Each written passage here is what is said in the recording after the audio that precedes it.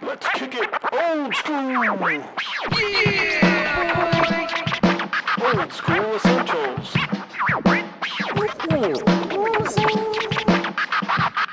The further adventures of the Thunderous Fury.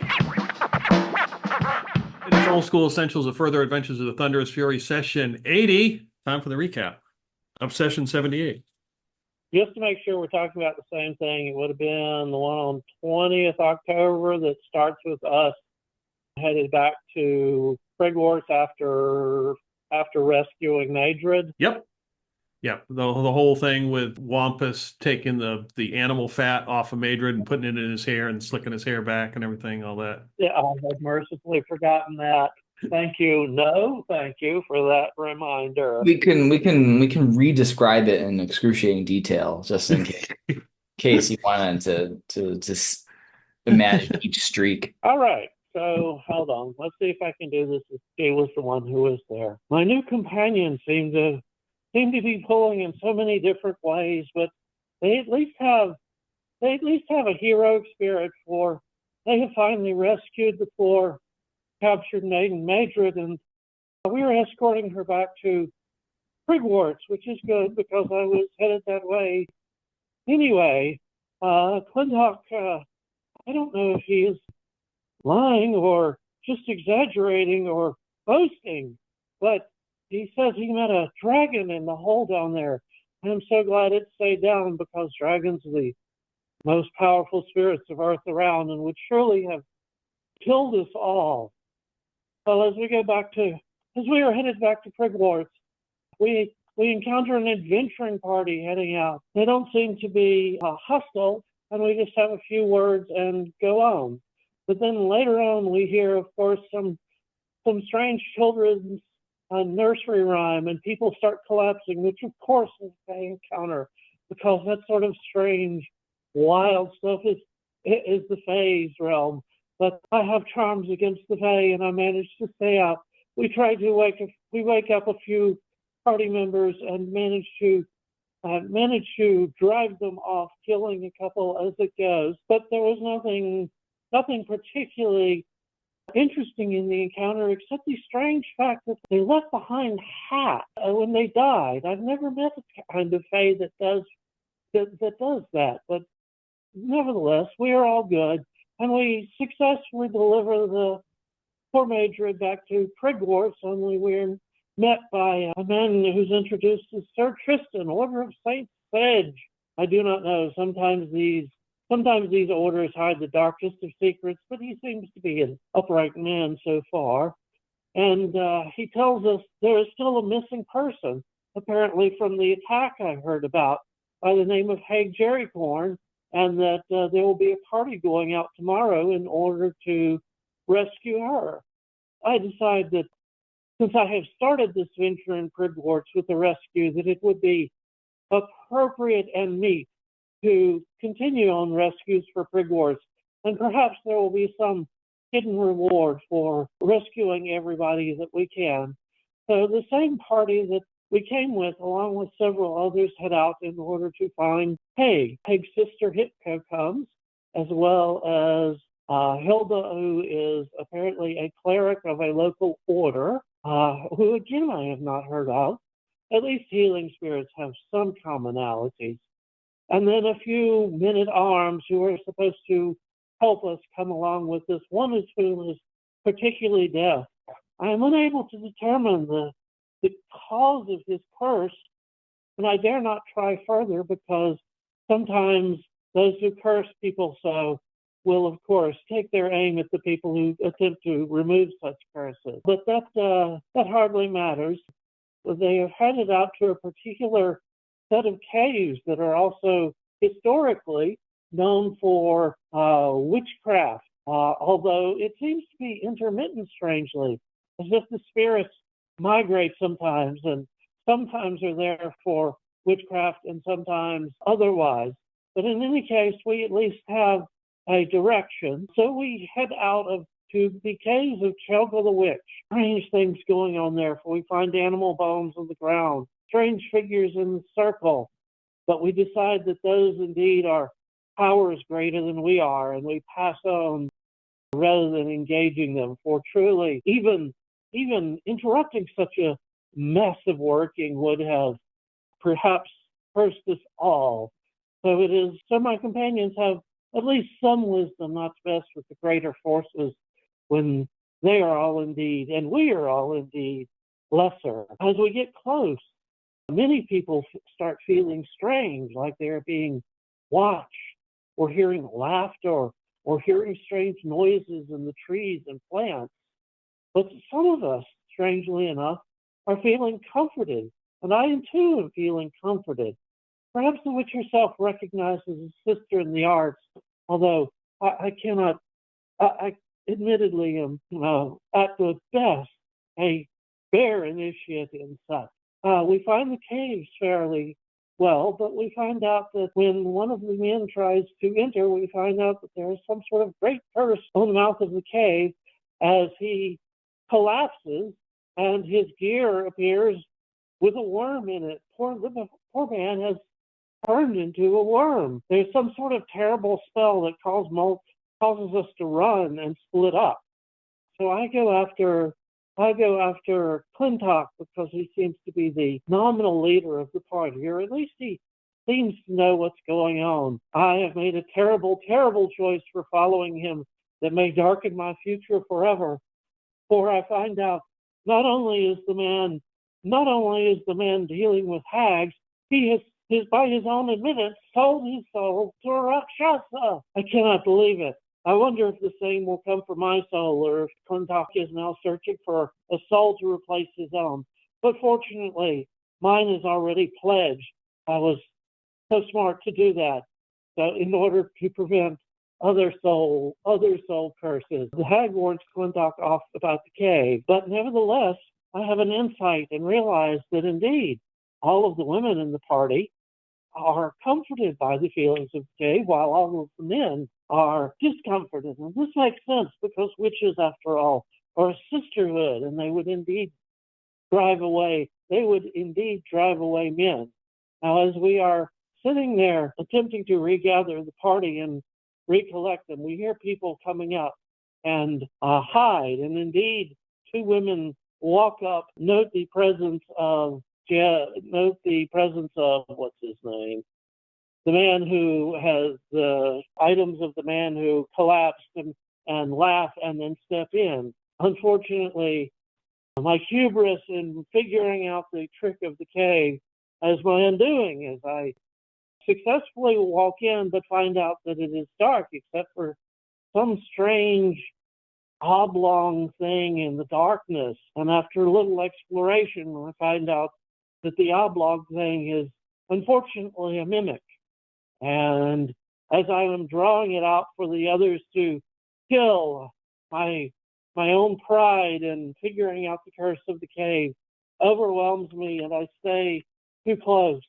And indeed, the last thing I see is a huge tongue coming for me. Okay. So as you guys are outside the Caves of Chelga, so that would be Olga, Hypto, Jed, as you guys are there, and I believe Clintok threw a flask onto the mimic, and also Sybil did get a critical hit, which caused it damage even after the first strike. As Sybil's body is laying there amongst the dead, burned mimic, as the mimic is sort of stuck to her, and she is burned as well.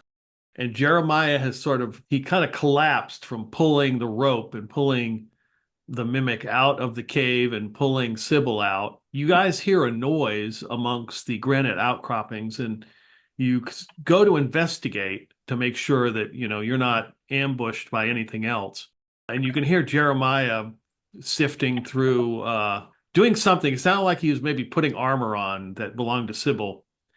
And you heard like a noise, or you came back and realized they both had vanished without a trace, just gone. So again, you kind of search around here in the rain in the outcropping, seeing like, what the hell happened to them? And after about a minute, there is a loud noise, and you hear like rocks breaking and like the earth almost moving. And Olga says, "Where did this wall come from?"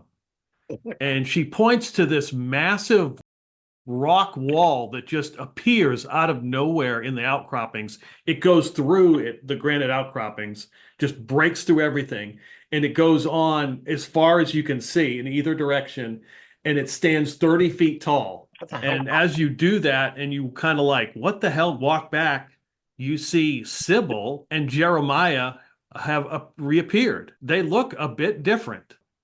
How different? Like, are they recognizable? Sybil is fairly recognizable. She does have a beak. Sybil, you've been cursed. Oh, Sybil looks around frantically, like, is this real or is this? And she says, is this real or is this another illusion? And she comes over. She looks first at Clintok and then sort of shies away, and then wanders over to Wampus and goes, "Oh, thank all the spirits. We are back in the mortal realm again." Where did you go? Did you vanish from this plane of existence? Oh, Is this beak real? oh. And he like goes to like touch it, and he like Wampus like raises his hands to touch it. She smacks her hand aside. Yes, it's real. Jeremiah, for all his strange appearance, especially, more so strange appearance, is a true knight. My soul was incorrectly taken by hell, even though it was pledged by another, and he came along with me, and together we managed to escape hell itself. Although, as you see, and she taps the beak, there were some side effects, but frankly, I did not expect this. I did not expect my first spirit journey. Wait a minute. This was my first spirit journey. Oh no, it wasn't planned. I did not plan this. I'm going to have to find out what kind of beak this is. Whatever kind of beak this is my spirit animal. Oh. Wampus is gonna try to. Does the beak look like familiar to any type of bird that he could pick out or would be aware of? Is the other bird still here? Yes. Okay. I know he looks different, and she walks over and throws her shoulder around Jeremiah's shoulder. I'm sorry I doubted you, my friend, but you were a true knight and warrior for having survived hell while still alive. By the way, the figure she throws her arm around is furry with extra large eyes, and she just referred to it as Jeremiah. Sybil goes, as you were my stout defender, and indeed defended me against one of the worst things that could happen. Wear my mail well. May it protect your body as you protected mine. Although I might need to etch a sigil on it. Oh, but I lost so many tools. Who set me on fire? All my tokens, my hair, all my tokens that were flammable are now gone.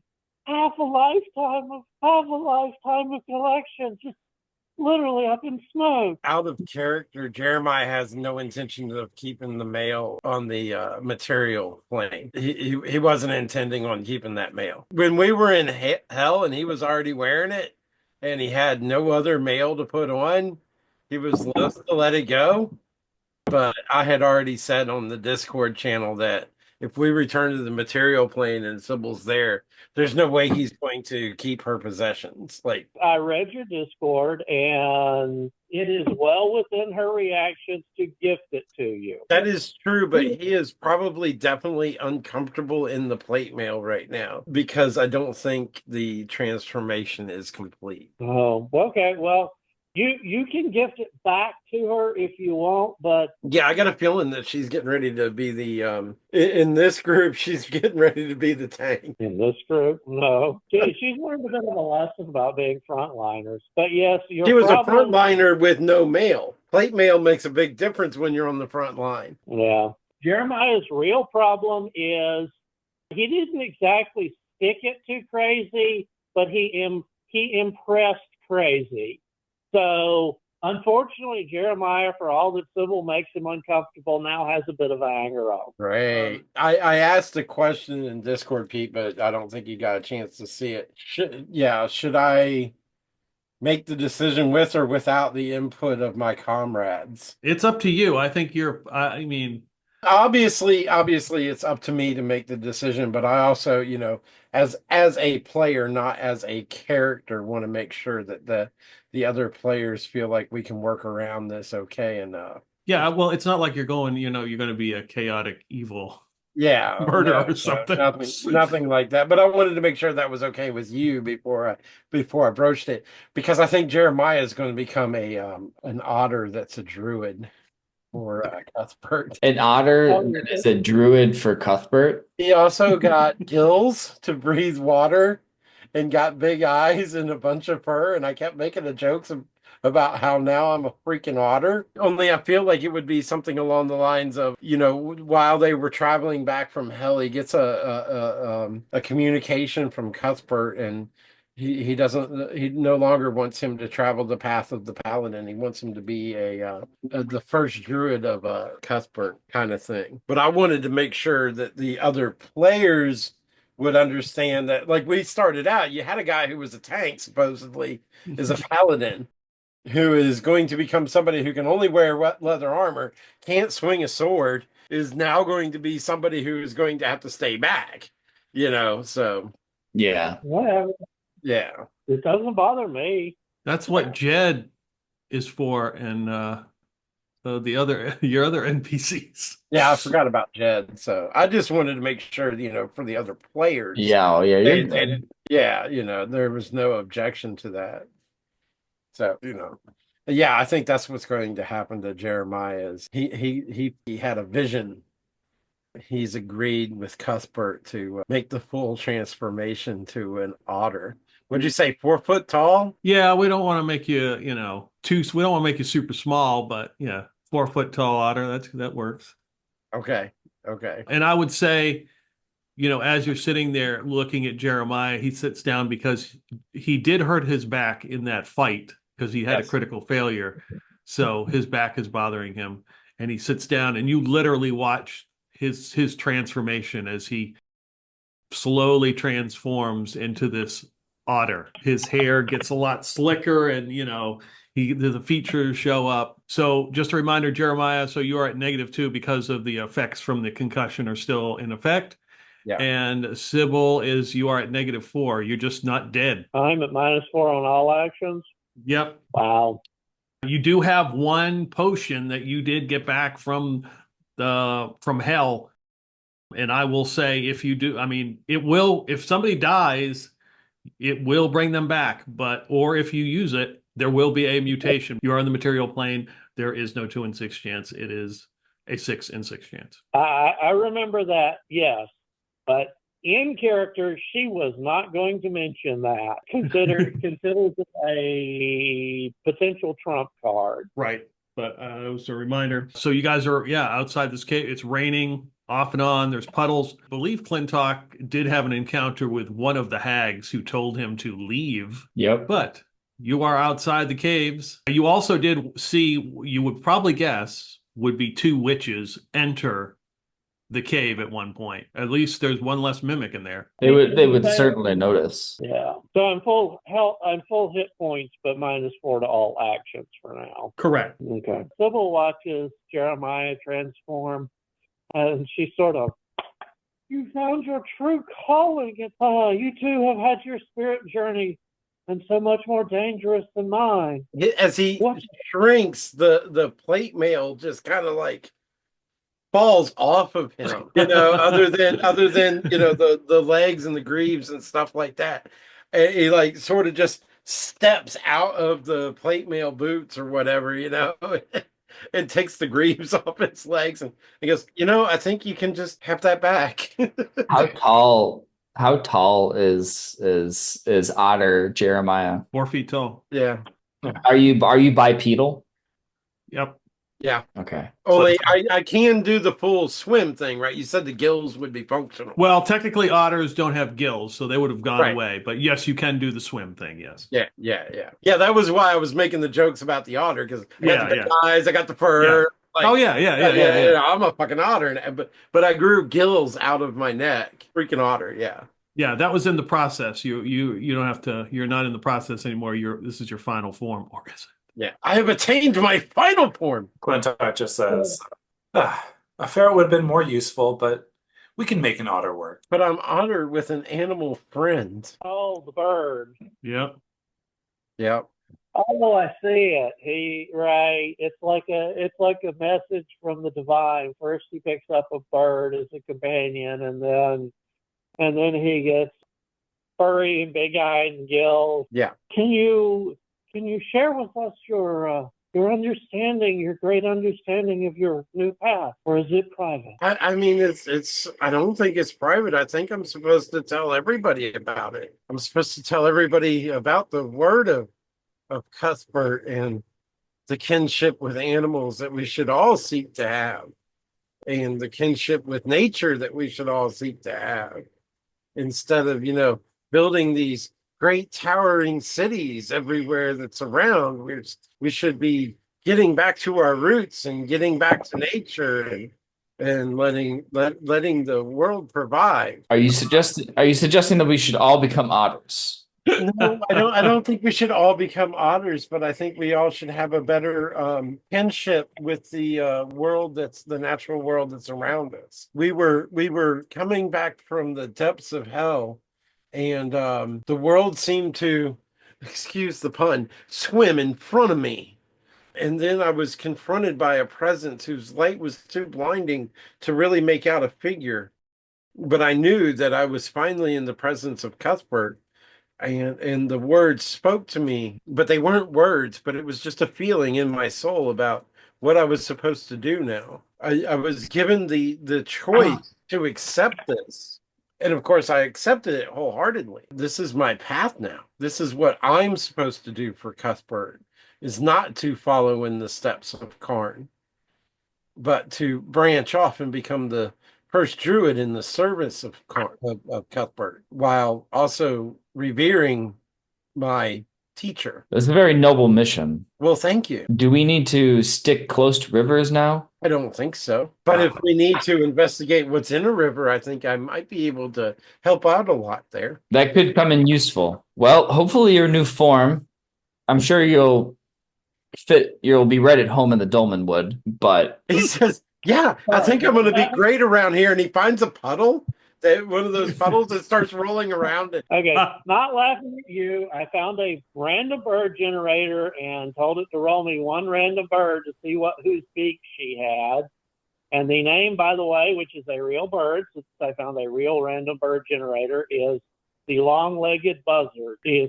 Her beak is now officially a long-legged buzzard beak, which is sort of short but very hooked on the end. It looks more like a raptor than a buzzard. It doesn't have the bald head.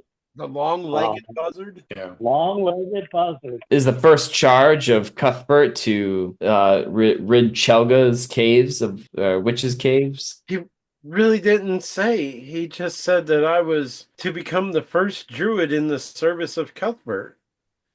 And that I just feel like I need to spread the word that we need to pay more attention to nature and to our animal friends that are around to us, and make sure that we're treating them with kindness, dignity, and respect. But keeping pets is okay. It's just fine. Deforestation, that's uncool. Well, I regret to inform you that there is a logging camp south of Brigwort. That's true. The woodcutters. I may have to pray about that, but mankind is also a part of nature, and they have certain needs too. So log cutting may not be the worst thing that's in the world, but it should be done with careful thought. It sounds like we should visit the log cutters camp to make sure that careful thought is being put into their operations. Otherwise, Cuthbert may object. I hadn't even thought about that. We had a duty to try to rescue Hague Jerricorn, but so many things have happened. I must cast an augury. It is true that so many things have tried to turn us aside from the rescue, that it may indeed be a hint from the higher powers that we should not do so. And she looks over at Clintok. Or the lower powers. But on the other hand, it could be the fact that it is a deed of the greatest importance, and that is why path is being opposed. Give me a minute. I will see if the spirits will guide me on this. 1 to 2 is give it up. 5 to 6 is keep going. 3 to 4 is no answer on a D6. That would be a no answer. Oh, and she takes some trinkets out of her hair and draws a circle on the ground and casts them a couple of times. Oh, the spirits are not speaking to me. Oh, I know. I must realign myself with the material, for indeed I have trod hell this day. Say you, my boon companion, are we still trying to rescue the woman, although it would be terribly difficult if only the women could go in the cave? No, wait a minute.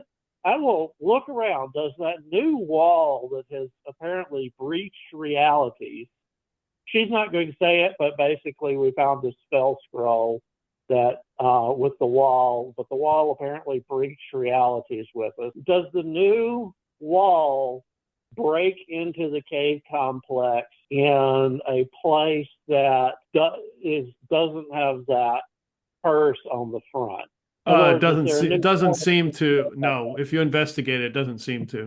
Okay. Well, if only women can enter the cave, then surely we can all dress as women, thus by negating the spell. I don't think it works that way, but I'll let you try one, Bus. Yes, you go ahead and do that. I would be interested to see the result. For you, Sybil, anything. She takes a step or two back. You have a fan. Oh boy, is that what Wampus is going to do? Dress like a woman? Yeah, I'm gonna let me see if what he has on his person that could make that dream a reality. I didn't give Sybil an extra set of clothes. Can we hand wave that so I can see if we can turn him into a worm by his own hand? I mean, he can always do an illusion. Correct. Yeah, you could. But then it's one of his 2 illusions. He's level 2 now. He's got 2 illusions. Oh, yeah, that's true. 2 uses. But if it would only affect him, then that's not going to be helpful for getting anybody else through.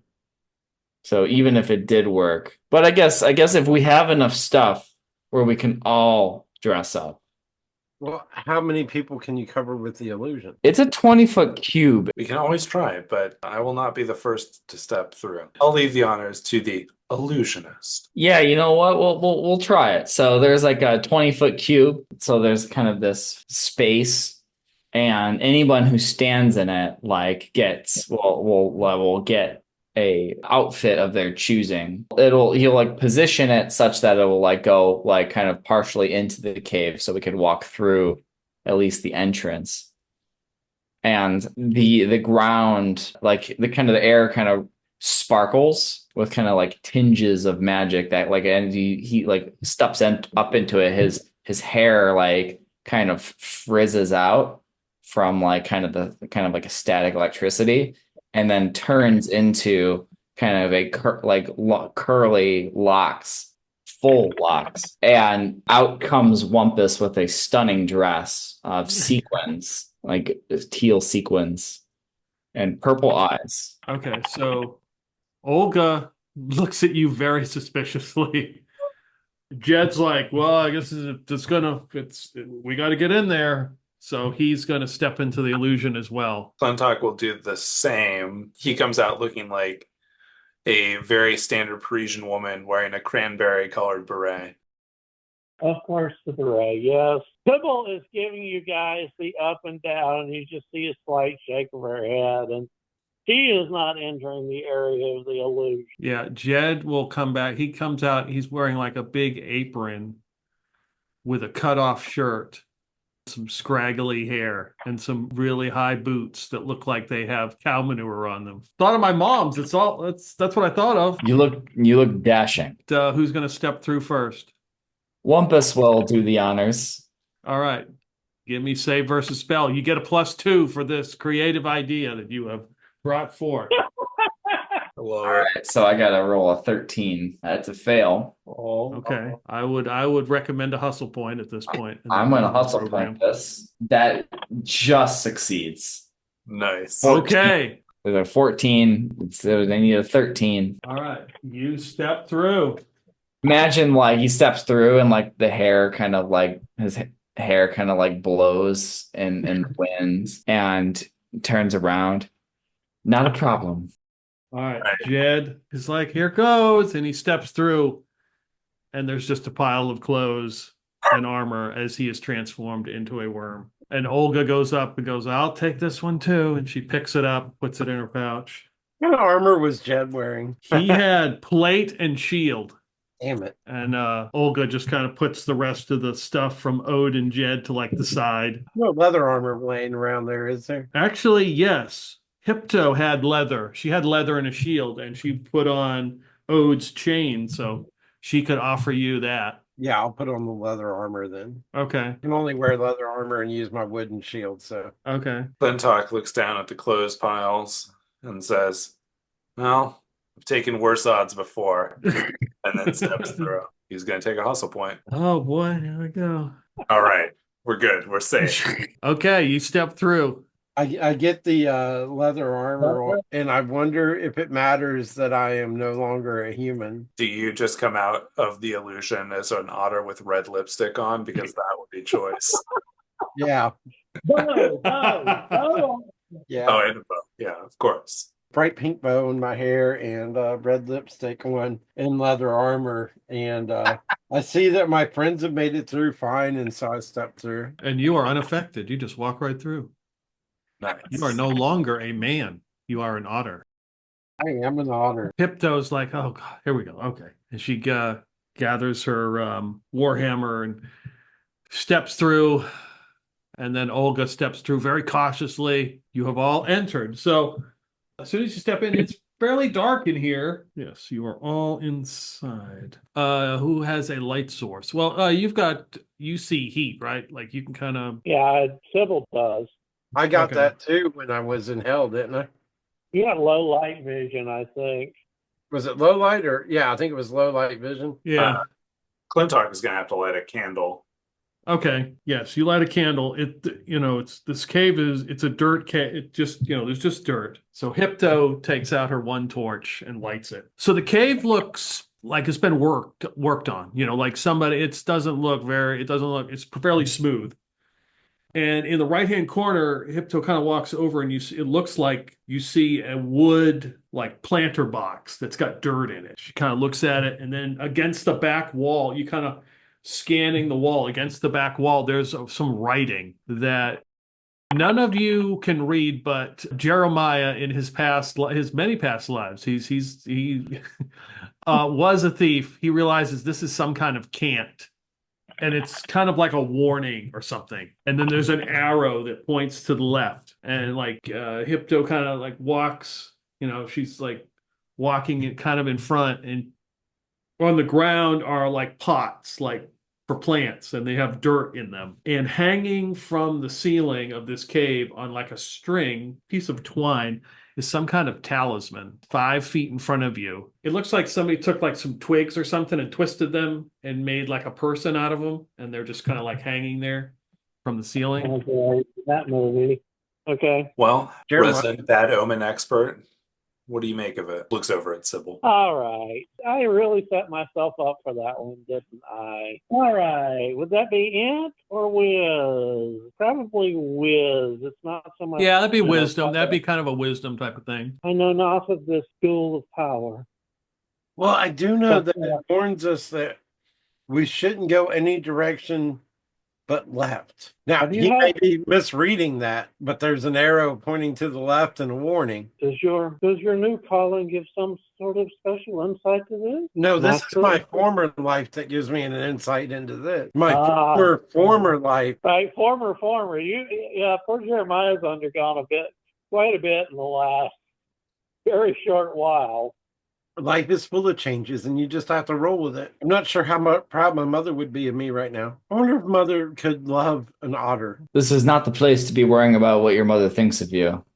We can worry about that after we get out alive. Oh, very well, very well. But all right, she'd probably think that you're insane for entering a witch's cave. Probably. But I think this says that there's danger unless we go to the left. But that there says danger, and that arrow obviously points to left. Make of that what you will. All right, left it is then. Yep, Sybil trusts him. All right. Our boon companion in hell. Those- How can he not? danger unless you go to the left, or there's danger if you go to the left. Just making sure I caught that right. Well, now that you mention it, I'm really not sure. That says it's danger, and that arrow points to the left. I just have like the image of that Monty Python scene where they're like going down the road and they go into like the dark road on purpose. Yes, he's like it's warning of danger and it's pointing to the left. So I mean, doesn't that sound like you got to go left to avoid the danger? Or does that mean oh wow, I didn't think of that. Maybe it means there's danger to the left. It sounds like there's danger to the left. I mean, I guess it could be. But that says danger and that says left. Well, let's go right. I mean, we can go right if you want to. Hypto, annoyed at this entire conversation because nobody is moving forward, turns to the left and begins to head that way. And immediately you hear something open like a pit trap. And she falls, she screams, ah! And you hear a thud. And you realize that it was like she walked right near the talisman. And this trap on the floor just swings open. Swings and drops her. And she's like, oh, a little help. Sure. Drop some rope down to her. So she begins to make her way, climbing the rope. She lays the torch on there, and then she's like, look. And she shows you like an emerald locket that has like praying hands that open. And she's like, these are one of the things that got stolen from my sister's jewelry store. And she's like bleeding, and you can see like her face is starting to bruise. Oh my God. Are you okay? Yeah, I don't feel that great. Luckily, somebody was down there and broke my fall. Oh, you mean the body? Yeah, something. Yeah, it wasn't. It didn't move. Was it your sister? I don't think so. That was insensitive. I mean, if we're here to find her sister, and she found the locket on a body in there, it's only a natural question. And Sybil is going to wander over, drop to her knees beside the pit, and start saying a little propitiation ritual for the spirit of the departed person, whoever it may be. Okay. And Clintok takes out his compass to check and see if the emerald jewelry is actually real or not. Oh, yeah, it is. Okay. Mental map. Also, as she's climbing up, did you check the body for anything useful, like gold? You can if you want. Oh, fine. And she looks pretty bad. Over her shoulder and says, "Let me finish the ritual to pacify the spirit. It won't take long." All right.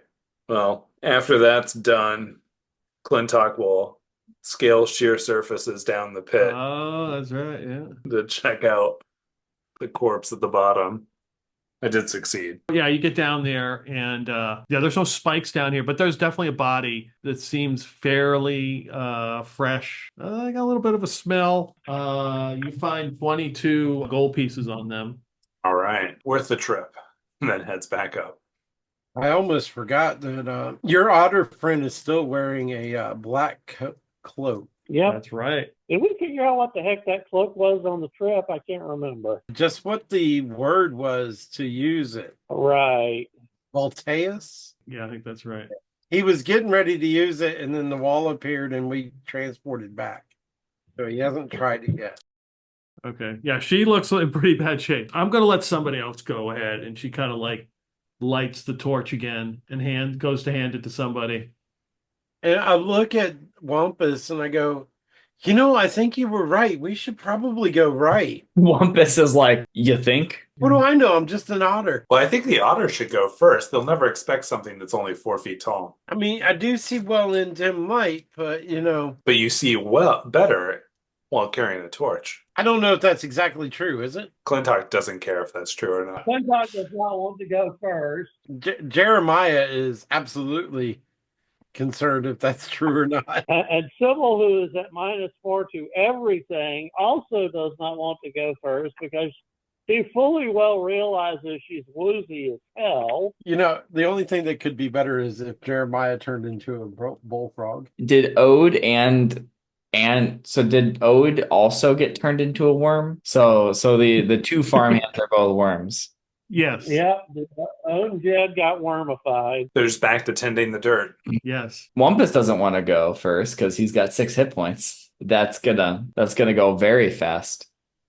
Would Jeremiah do better with somebody carrying a torch behind him, or somebody, or try to carry a torch himself with the vision that he got from his eyes getting big? Or did that vision go away? I would say that you probably see a little bit better than everybody else, but Well, because originally it was sensitive to the sunlight too.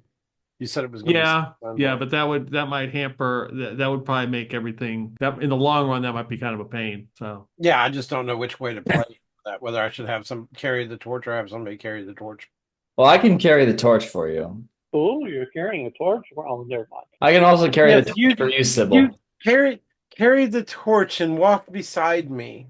We shall explore this together. Are you holding his little otter hand as you walk along? Imagine he's got like his hand on his otter's shoulder. so you're headed over to the right. Yes. Yeah. You realize that it's basically a dead end. And as you're doing that, you hear it from the left because you can kind of walk around that pit and there's, darkness in that direction, but you hear something moving coming towards you. It sounds squeaking. It sounds almost, how would I describe it? Mechanical, like the squeaky hinges of a door or like somebody rolling a wheel that makes like a squeak noise, something like that, walking in your direction. I'm going to try and duck out of the light into the shadow.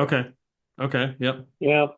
I will step back and draw an arrow. I mean, are there any kind of places, are there any like rock outcroppings or things to take cover behind? Yeah, not really. No. I mean, you could try to like get away from the light, but since you have it. I mean, you could douse the light.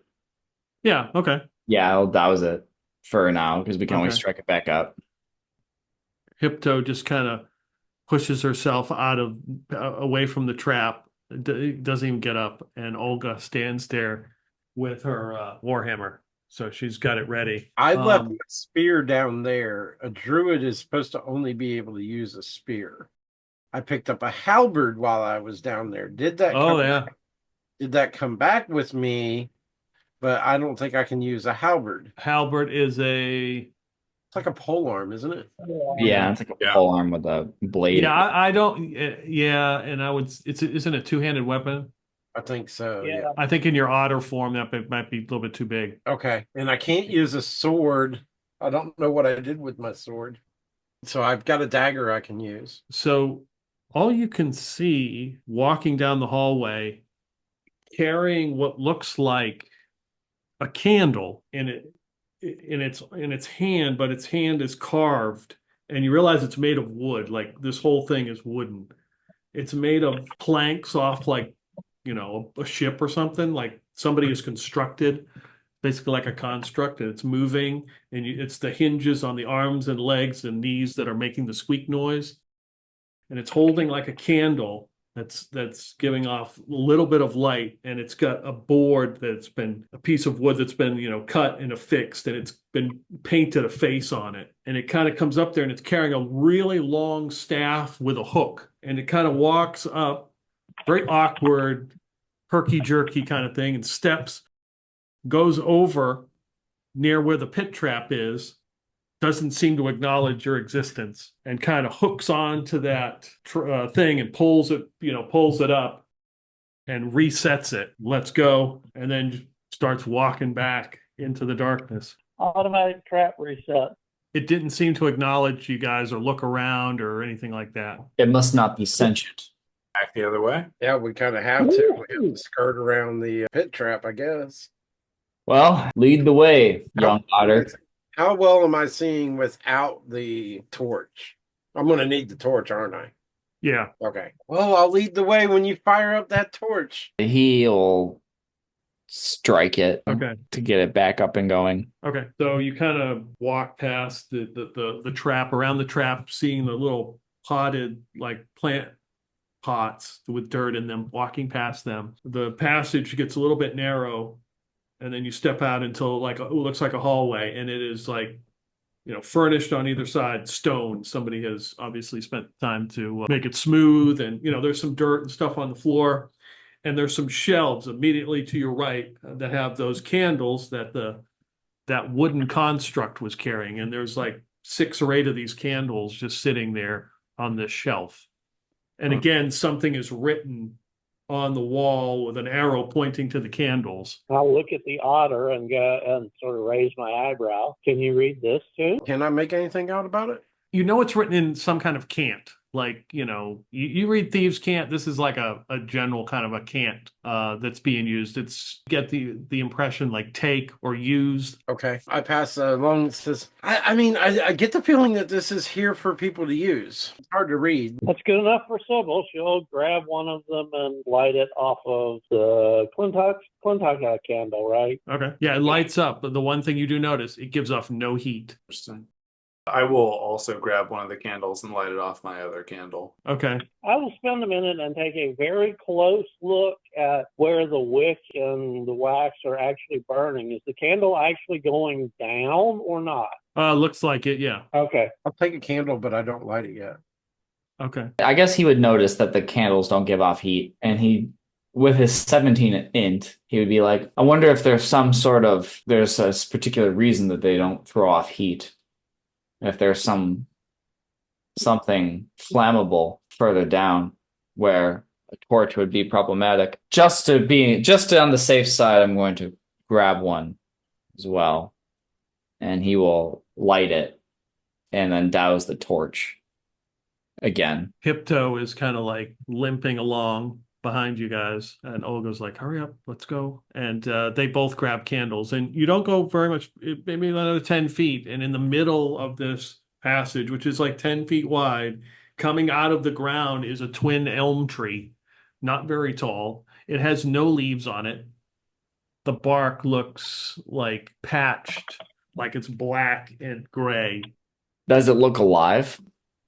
Yes. We've gone through a lot of trees, and we've spent most of our time in the forest while we've been here. Does this tree look like any of the ones that we've seen? Is it familiar at all? You've probably seen elms. What's interesting about this is that the fact that it's in this dark cave, dark hallway, and it seems to be growing rather, it looks fairly normal, other than it has no green on it. I'll walk up to it and put a hand on it. Sybil looks at it and says, elm can symbolize many things. Inner strength and intuition or wisdom, or protection and guardianship, but also death in the underworld. Any of those would work for this area, but I don't know what a lightless elm means. I'll walk up to it and put a hand on it and try to see if I can get any kind of feeling at all from it. Although that's not really a druid specialty, but You can kind of feel the thrum of, you realize it's definitely alive. It is not a dead tree. no, it's definitely alive. It doesn't bend or try to attack me or anything No. like that. No. We may be able to pass safely. Well, let's try. And I'll talk to the tree. I'll say, oh, tree, we're very happy to see you down here in these dark depths and glad to see that you're alive. My friends and I, we're gonna go past you now. I hope that's okay with you. You And hear in your mind, oh shit. they do not belong here, especially the one called Wampus. Uh-oh. And certainly the one they call Clintok will put you all in danger.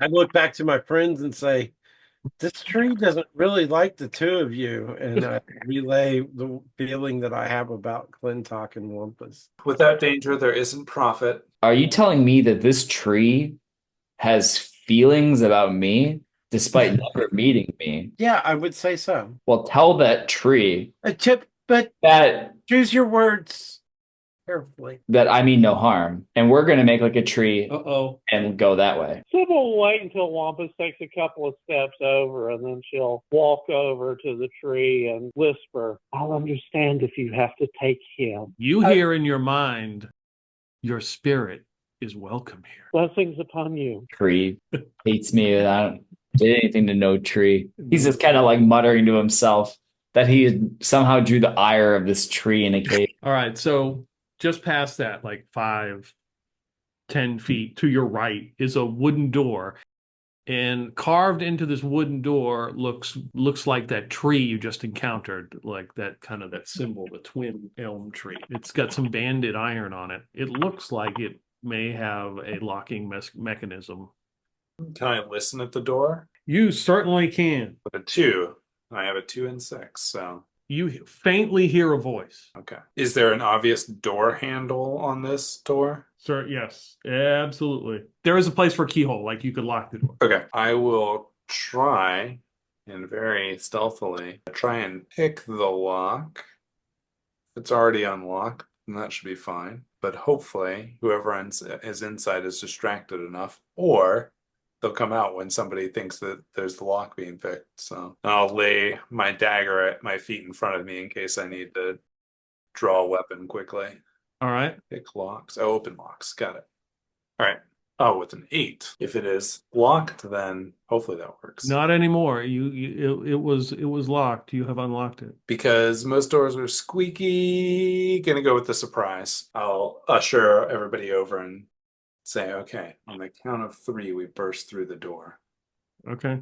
And then I just open the door handle, kick it open, and then step off to the side. That's exactly what Wumpus is going to do too. Yeah, so Sybil stepping back and drawing her bow. Nobody in this group wants to take the lead. Well, Hypto definitely is not going to charge forward. Yeah, poor lady's injured. Horribly tempted to give her the hell potion, but considering that thing can actually bring people back from the dead, I think we're going to wait on that. So when you do this, is everybody just stepping to the side and nobody's actually going in the... Right, everybody. That's about right. Yep. I was like, all right, go. Nobody goes. And nobody goes. Door just flies open. Yeah, Olga walks over and grabs the torch. Well, no, she's got a candle. So she has the candle and she's like, oh, okay. And she slowly walks into the room. Into the hallway. I'll get right behind her. And she gets about 15 feet into this hallway and she turns back and says, there's a talisman hanging from the ceiling. Don't walk under it. Yes. The rest of you who are outside in this other room near this tree, you can hear a noise coming down the hallway, a whooshing noise like flapping of wings. The one she's in? No, the one that you are in. All right. Well, time to duck into the room now, because I would rather not deal with whatever that is. Right. So, wait a minute, it's a hallway that the door opened to, though, right? Not a room? Correct. So you guys are, in a 10-foot hallway, and then there's the door on your right. You've opened the door, and then that's another hallway. Okay. Well, that seems like a good solution, is to, duck in and hopefully we can get everybody in and close the door and maybe not deal with whatever's coming for us. I'm only a foot or two behind Olga. Okay. I walked in behind her. I don't know if you heard me say that. Yeah, I heard you say it. She is not. Okay. She stops in front of that talisman. She's like, I'm not going any further. Yeah, and I'm like reaching up a hand, and like I'm only 4 feet tall now, so I sort of like grab a hold of the back of whatever she's wearing and go, watch out for that. So you all get in the hallway and close the door? Yeah. Okay. You hear like a whooshing noise go past the door, and it sounds like it lands on the tree as you close the door, and you're all in this hallway. Sybil takes a moment to see, that she has been on her spirit journey. She takes a moment to see if perhaps this is a spirit animal, not see. She is reaching out with her feelings to see if there's a spirit animal coming for her. I'm going to have fun with rolling strange rolls for this character. Let's assume that's wisdom, but up to the game master, a critical failure, she will believe it even though it's incorrect. Okay, well, fun time to succeed, but okay. She says, out of the blue, I feel nothing from it. There's an eerie hooting noise behind the door you closed. I'm going to lock it if that's not already, if that's possible. Yeah, you can do that. Yeah, you figured out how to unlock it. You mess with get your tools on. You lock the door. All right. Shall we continue forward? We have no choice now.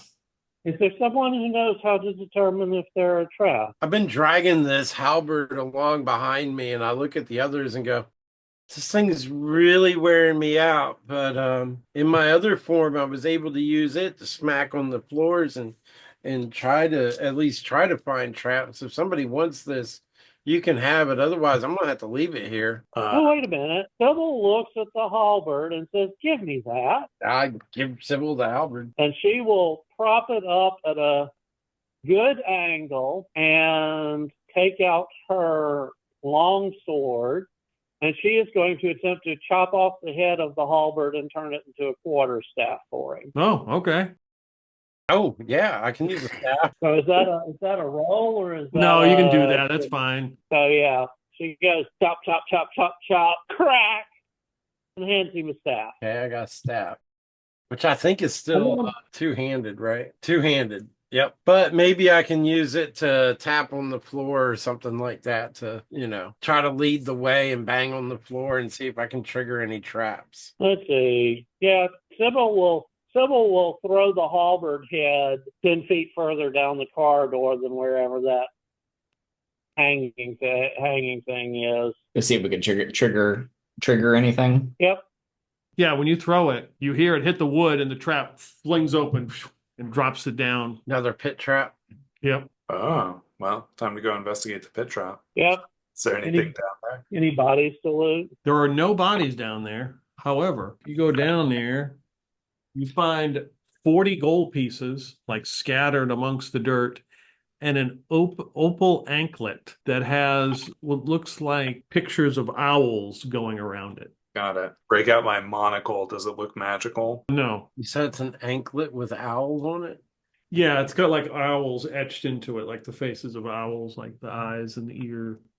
Do you tell the rest of us about this? Yeah, I mean, I'll show it. Crypto's like, I think that's more stuff from my sister's store. Are you sure? It is strange that we heard an owl and then found an anklet with an owl. That was my thought. And how are those two things related? We heard an owl, and now that's got owls on it. Well, there's probably some way to identify yourself to the local guardians to show that you are a member or guest and not a invader, thinking this might be it. Okay, well, you can have it, Sybil, but you owe me 20 gold pieces. I would say, Clintok, you would know this thing is worth a lot of money. I was actually going to suggest, Clintok, that either you or Wumpus might want to wear this. It's too unfashionable for me, but if you'd like this, you're welcome to it. I would love to wear it. And but he doesn't wear it on his ankle. He ties it into his hair. That's one way to do it. Yeah. Crypto's like, I'm not in any condition to stop this, but oh well. I'm sure we can determine this back in town, assuming we survive this dive into a witch's den. That's a strong assumption. But yeah, sorry, Wumpus is giving Sybil severe creeper vibes. Pretty sure you're doing it deliberately there, but Wumpus is giving Sybil severe creeper vibes. Just so you know. He's definitely giving him the hairy eyeball. Like Clintok, you would guess that this thing's worth about 300 gold pieces. Okay. Wampus, I'll take that back once we leave this place. But you can have it for now. It does look okay in your hair. No way. This looks great on me. This is now part of my collection. Well, we'll talk about the sale afterwards. Okay, so you guys, you climb out. So you're on the other side of this. It's basically 5 feet across. What else is in this hallway past there? Any more doors or? With your light kind of like right up against where the pit is, you look to your left and it looks like an open cave, and you can go straight ahead or it's like a 3-way intersection. But to the left looks more like a cave entrance. And you can hear a squeaking noise coming close to the door that you locked. Right, another one of the guardians come to reset the trap. Door's locked now. Yep. Well, wasn't it locked before? Yeah. You gotta have a way through it. Let's just hope whatever owl thing doesn't come through. I slide over towards the cave entrance and try to press myself flat against the wall. Well, you have to get past the pit trap. You said it was like 5 feet wide. How wide is the hallway? It's 5. It covers the entire hallway. Okay, so the two of them made it past it, crawling down and crawling back out, right? Well, Clintok, because he's got his thief skills, Yeah. could do that. It'd be up to him to determine if he went on the other side. Do you need a rope there, my other friend? Well, actually, I think I have a rope. Well, tie it around your waist, cast the rope over, and I'll pull you over. I'm just wondering if I have a way to use it. Well, yeah, I mean, if you're on the other side, then yeah, that's what I'll do. Do I have a rope though? I don't have. I have a rope I can share if needed. Yeah, we can probably manage to work our way down and back up, right? So we can, yeah. I mean, we can figure this out. Whether we can figure this out and do it before this thing comes around and resets the trap is a different question, but it's not that difficult to figure out. I think he used his rope somewhere and left it behind. I think that's what happened because I don't have it on my sheet anymore. Okay. The rope was attached to the spear. That's what it was. Yeah. Yeah. But that whole spear thing and giving it up to the guy who wanted stuff because that was his first weapon, being a spear, was part of why I decided to go ahead and do the druid thing.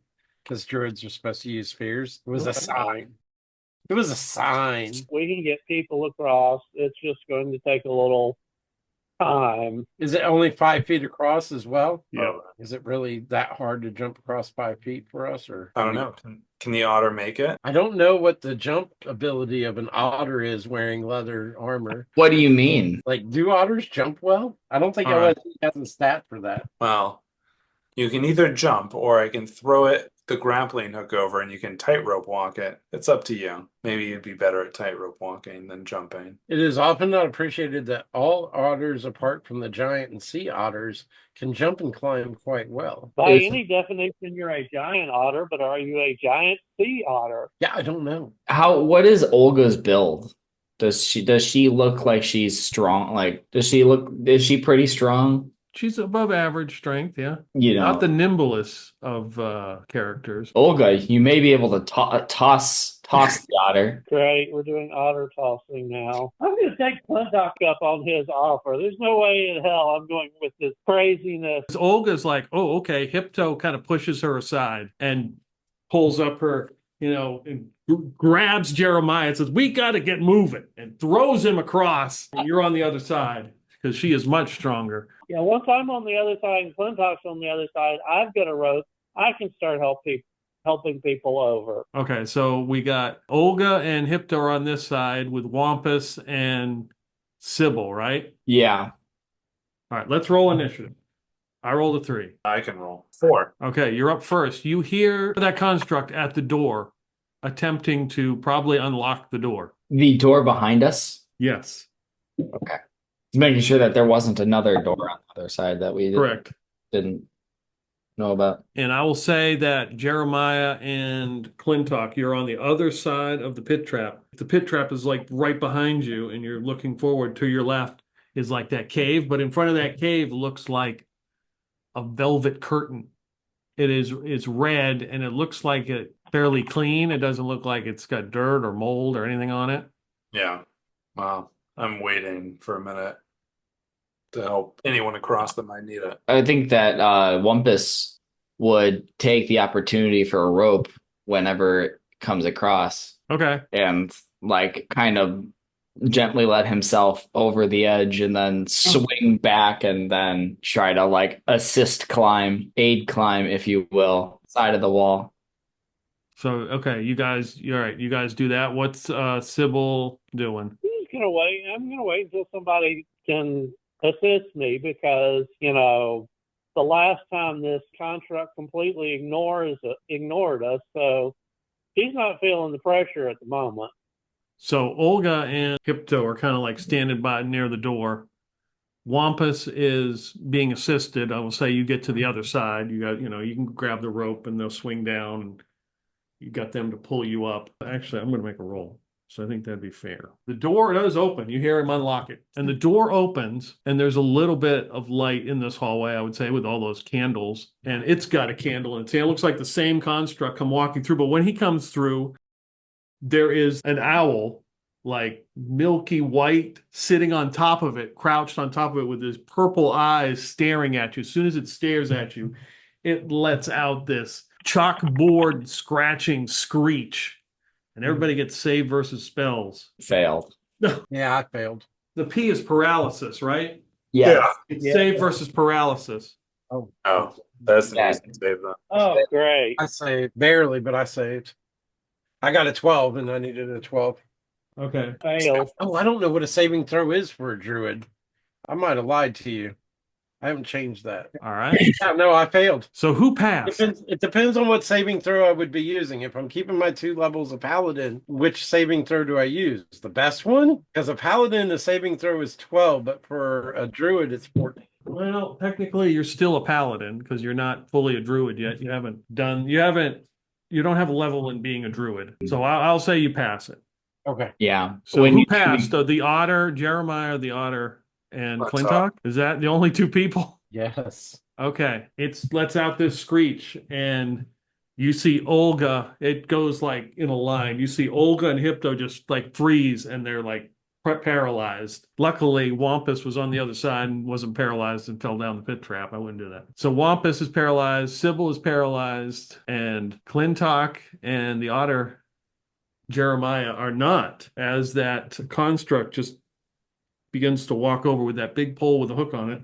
And it's the next round, and I rolled a 1. So for those who are not paralyzed, you get to roll. Otter roll. Yeah, okay. The otter rolls, and I got a 4. All right. Okay. That owl is perched on this construct, and its eyes are just staring down at you, like staring across, like it's getting ready to pounce. I've got the food that I've been feeding my bird, the treats and stuff that we bought. And I take one out and I approach towards it and go, I just say, "Hey, buddy, you want a treat?" Are you on the same side as the owl? I don't Or think I have you am. crossed I think I'm over? on the far side, walking up and You're on the holding it far out. Who knew it's like a Snickers bar? It's like a Snickers commercial. The owl is just like a friendly. I just remember saying before we left Prigwarts that I was buying stuff, Yep. the treats for the birds. So whatever it was I bought, mealworms or whatever, I got a satchel full of mealworms, I guess. I know that chickens like mealworms. I guess all birds do. I don't know. Yeah, unfortunately, owls like live prey, as you're about to find out. I mean, mealworms are generally live prey. You keep them in some sawdust, and you're good to go. So Jeremiah, as you're looking at this thing, and you get some stuff out for some bird food for it. You can see it gets your attention. It looks at you. Its eyes begin to glow purple, and you can feel like it penetrating your mind. Okay. Like And I'm just thinking I've already got one bird friend. Maybe I can make friends with another bird. Thinking friendly thoughts at it. all right. Give me a save versus spells. Okay. That's an 18 sounding. So if you felt it like piercing into your mind, like it was trying to take something, but it must have got lost in your new otter brain and just couldn't find anything. Doesn't seem very interested in the food that you were offering it. Clintok. Clintok looks down, says, "I only have 3 more of these," and lights and pitches an oil flask at the construct. Okay. Go for it. Roll an attack. 14. Yeah, that is exactly a hit. 5 damage. Nice. 5 damage. Boom, you hit it, and it begins to burn, and some of it hits that construct and just goes, and that construct starts to burn as it's like trying to move with the staff. Thing like catches on fire. The owl, flaps its wings and turns and flies out where that door was and is gone. And that construct is moving and just it's just burning and burning, and it gets up like it's going to close the pit trap, and it's a flaming ball and just goes crashes into the pit trap. You can hear clang, and it's just burning down there. Well, if everyone else is still paralyzed for a little Yes. bit, They'll be paralyzed for a little bit, yes. I will go back over the pit trap that's still open and go lock the door again. Okay, yep. What happened to the Right. bird? It flew out. Oh, I set on fire its perch. And you also when you look down there, you notice that candle it had, the wax is melting, but it's still burning. And then the rest of it, whatever this thing is made of, that wood or whatever, is just engulfed. How long is Wumpus paralyzed? 10 minutes pass, and you begin to loosen up. For the first couple of minutes, I'll pretend like I'm rifling through their pockets in front of them. I'll pull out something and I'll go, huh. And then I'll put it back in their pocket. you getting the your owl charm or whatever that was back out. That's what I It thought. obviously did no good. I'll leave it alone for the moment. I imagine like while he's doing that, like Wumpus's eyes aren't paralyzed. That's the rest of his body is, so he can still like look at you, Yeah. Sybil just rolls her eyes when Clintok does that. like kind of coming to, All right. checking his pockets, seeing that he did not in fact take anything, and then just kind of gives Clintok just a look. Sybil pointedly does not check her pockets. I've been checking out this cave entrance and this curtain and trying to listen at it and make out what I can. Okay, at the curtain you hear some whispering. Do I understand the language or is it too quiet? It sounds like human. It sounds like, a common language, yeah. But I can't make out what they're saying. No, it's very low and hushed. I get back over to my friends and make, quieting motions going, they're whispering on the other side of that curtain. Sounds like somebody over there. We have no one willing to make a rush.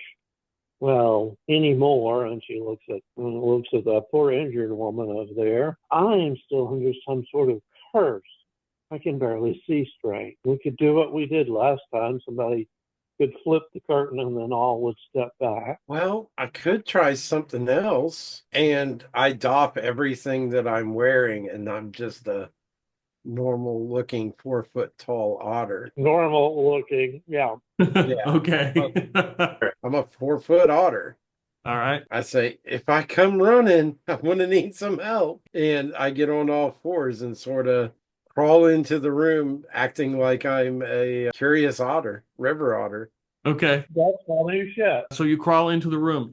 There are a couple of candles in this room that are lit. So there's a little bit of light in here. It is like a cave, but the surfaces are smooth. There are a couple easels on the side there with some paintings on them and there's some fresh paints and brushes, and there's some shelves against the wall. And there's some, what is the word for the thing that you paint? The what? The palette or the canvas?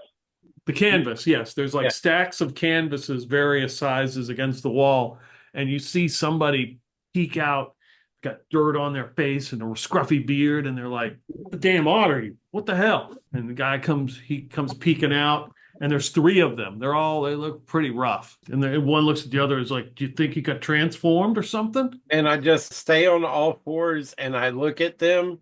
And I make a big deal out of like I'm trying to sniff the air. Okay. Oh, man. So there's 3 all together?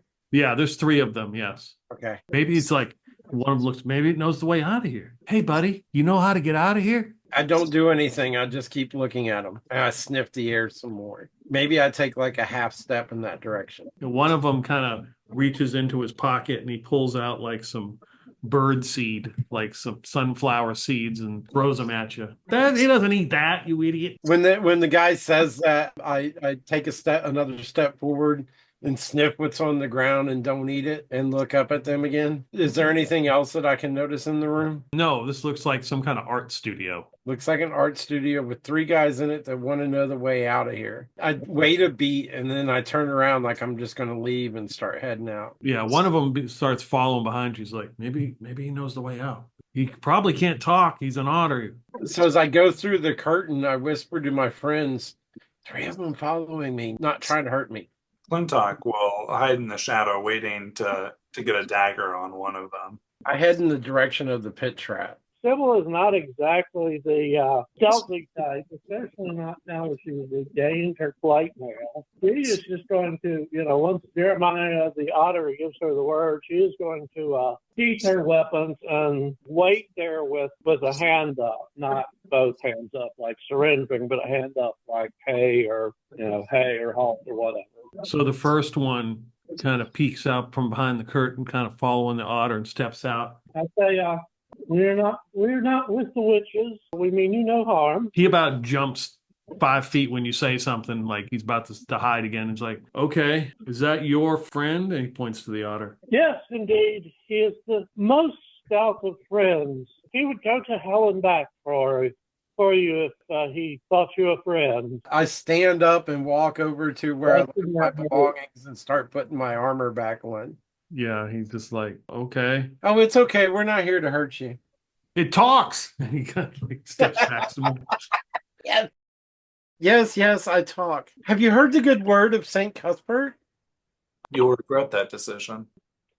Truly, we're not with the witches. May we come in and talk? Yeah, how many? He kind of looks around, and there's a little bit of light coming out of that the pit from the construct that's burning. He's like, "Oh, okay, Tell your friends that we're friendly and not with the witches. okay." And he kind of pushes the curtain back, and backs away, backs into the room. It's like, we got some more people here, and we got some company.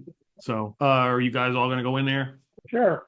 Okay. And it's a room as I described it. Like there's some shelves that have all the paints on it, and they all go high up into the ceiling.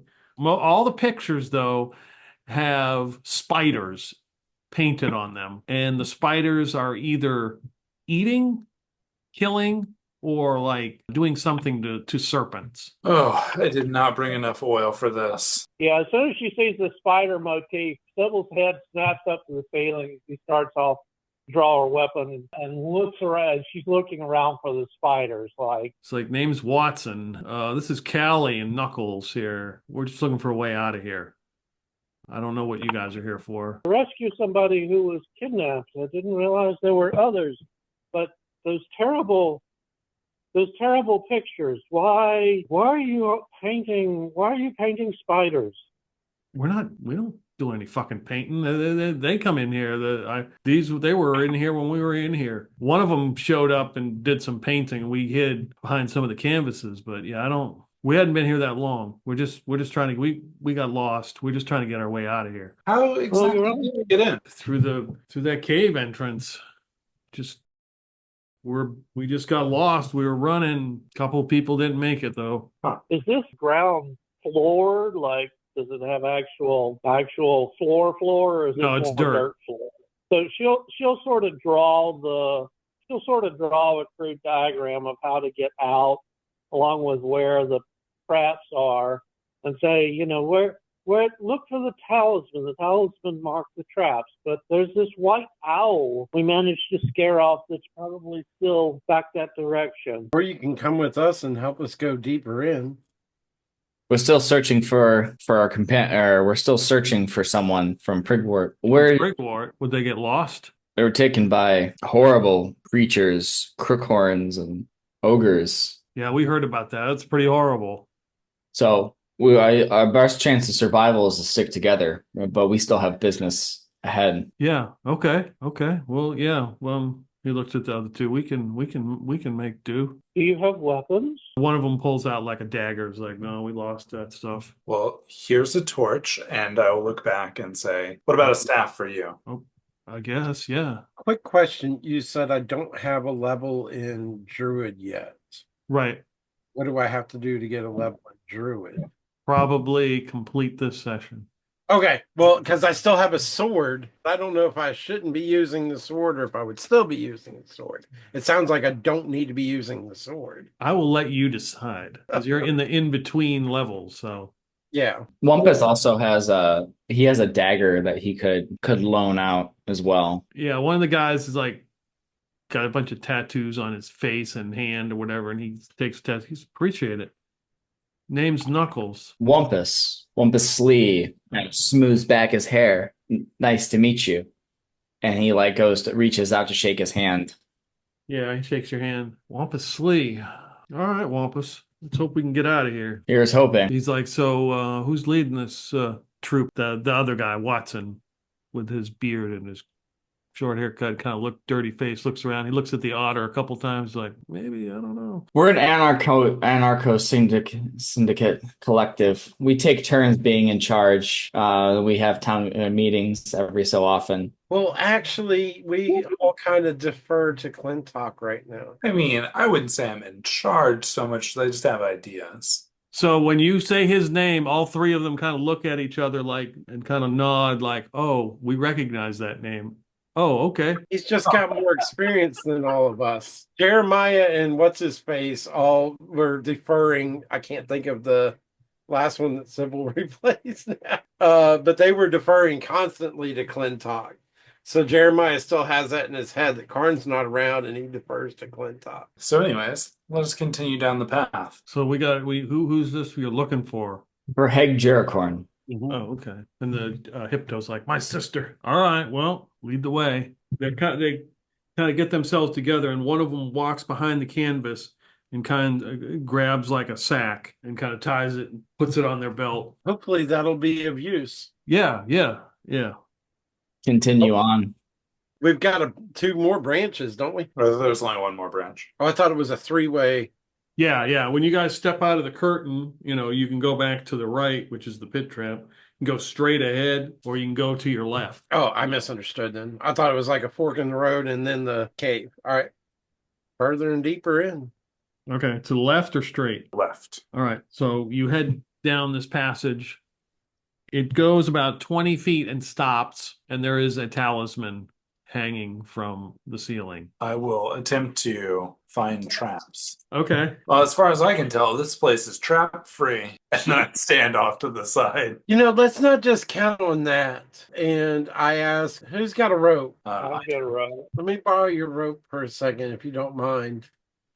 And I tie the rope to one of the torches that I'm carrying, because I've got 2 torches in the pack, I guess. I throw that torch across and drag it back and see if I can trip anything. I knew the halberd had tripped something, but I didn't know. Right. So yeah, you're like 5 feet from the wall. It dead ends, and you kind of throw the torch, and you hear it hits the dirt floor, and you just pull it back, and nothing happens. And then I take my staff and start beating on the floor. No, it's just the dirt floor. Looks like it's fine. Who wants to go first? I look up at the ceiling. Is there anything special about the ceiling? Examining the ceiling, you see what looks like runes are carved into the stone. I point up and say, runes on the ceiling. My studies are not advanced enough to recognize them. Does Wumpus? Oh, yeah, give me a roll, Wampus. That feels like a thing that Wumpus would have a chance of knowing. Assuming it's an int roll that makes it. I rolled a 9. It looks like it involves some version of transmutation. Wumpus he looks up and studies it. It seems to be some sort of transmutation spell. So I think we've had enough turning into things. Are you sure about that? I mean, only a couple of us have been transformed into something.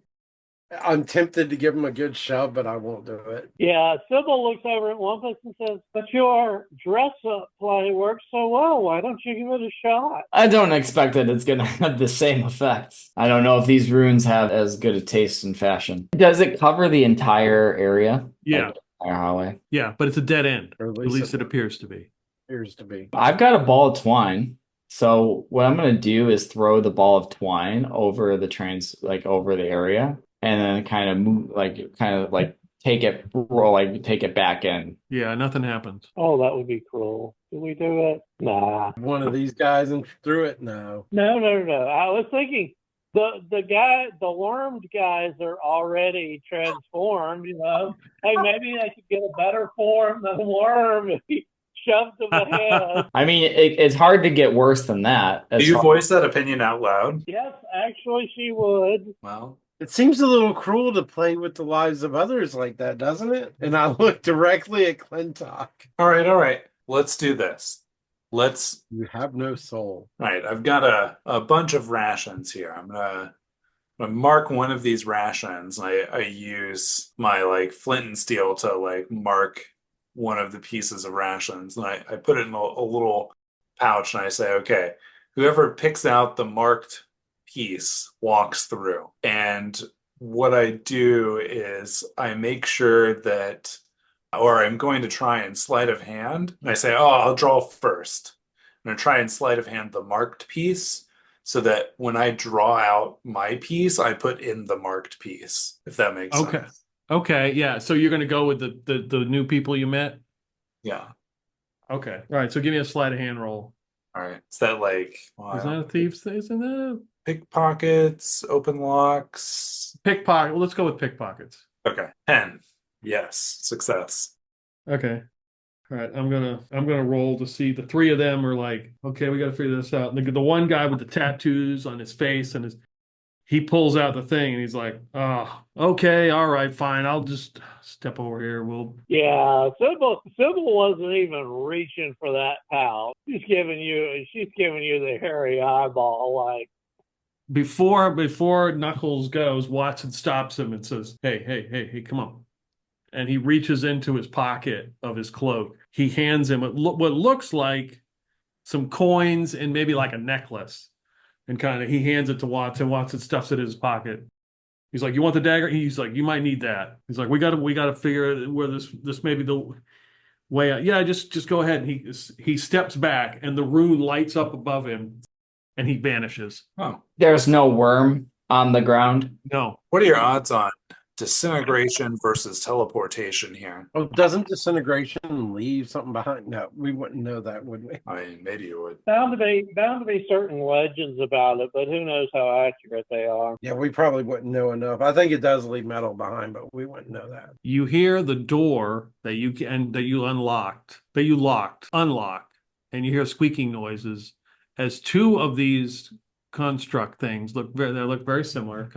They're candles walking down the hallway. One's got a big long pole, and it reaches in, and they reset that trap. And then the second one walks over the trap while the other one's holding it, walks over it, and begins walking in your direction. Right, but it doesn't have the owl perched on top. No, the owl is not with it. He walks over to it, and everybody kind of moves, I would assume, out of the way, and he takes out a long pole. It looks like it's got a brush on it. And he sticks it up there, and he's like brushing out the symbol with a brush. And he takes it and he kind of brushes a little bit of the dirt off. And he steps back and turns around. He walks back, and the other one's holding up the trap, walks over it. The other one lets it go, and they go back through the door. He brushes out a symbol. He brushes out the runes that you saw on the. All of He them? has to reset the trap? Yeah. Reset the runes? That's weird. Well, this provides an opportunity. If it triggers, then it might not trigger again until afterwards, but we blew the opportunity this time. Well, what we were saying is that some of the runes are no longer there, right? No, they're still there. They flashed. Oh. They're still there. It was Gotcha. kind of weird. He just kind of showed up and was like brushing the runes that were on the ceiling, like brushing them out, making sure there's no dirt on them, Oh, okay. I didn't mean like brushing them off. No, Like, no. They were like scraping them off. Okay. No. Well, unless somebody wishes to volunteer themselves, I don't see anything else this direction. We have one other direction to go, I think. Yeah. I think so. Yeah, otherwise we can come back and try and deal with this trap. We'll head back and go down the other hallway. Okay. Turn around, you head down the other hallway, you go 15 feet, and there's another door. Again, it's a wooden door. It's banded, and it has the symbol of the twinned elms on it. Attempt to listen at the door. You hear like low chanting noises. Chanting. I assume witches, I will whisper. I'm going to attempt to pick the lock. All right. I did not successfully pick the lock. Okay. Wow. We could just try to break the lock. Yep. Good knock. What are we going to do? Just knock on the door and go, Candygram. Well, I mean, who wouldn't open their door for a candygram? And, Otter reach around and delivery knock service. on the door really loud and go, Candygram. Are you actually going to do that? Yes. Bumpus immediately is gonna like slink back and put distance between the door and himself. Yeah. Sybil unlimbers her bow and sets an arrow and steps back. It's like, says out loud, "Did the trip to hell disturb your mind?" It was just a thought, but I don't seem to hear anybody answering. You hear the door unlock, and it Uh-oh. creaks open. Hi, were you expecting some candy?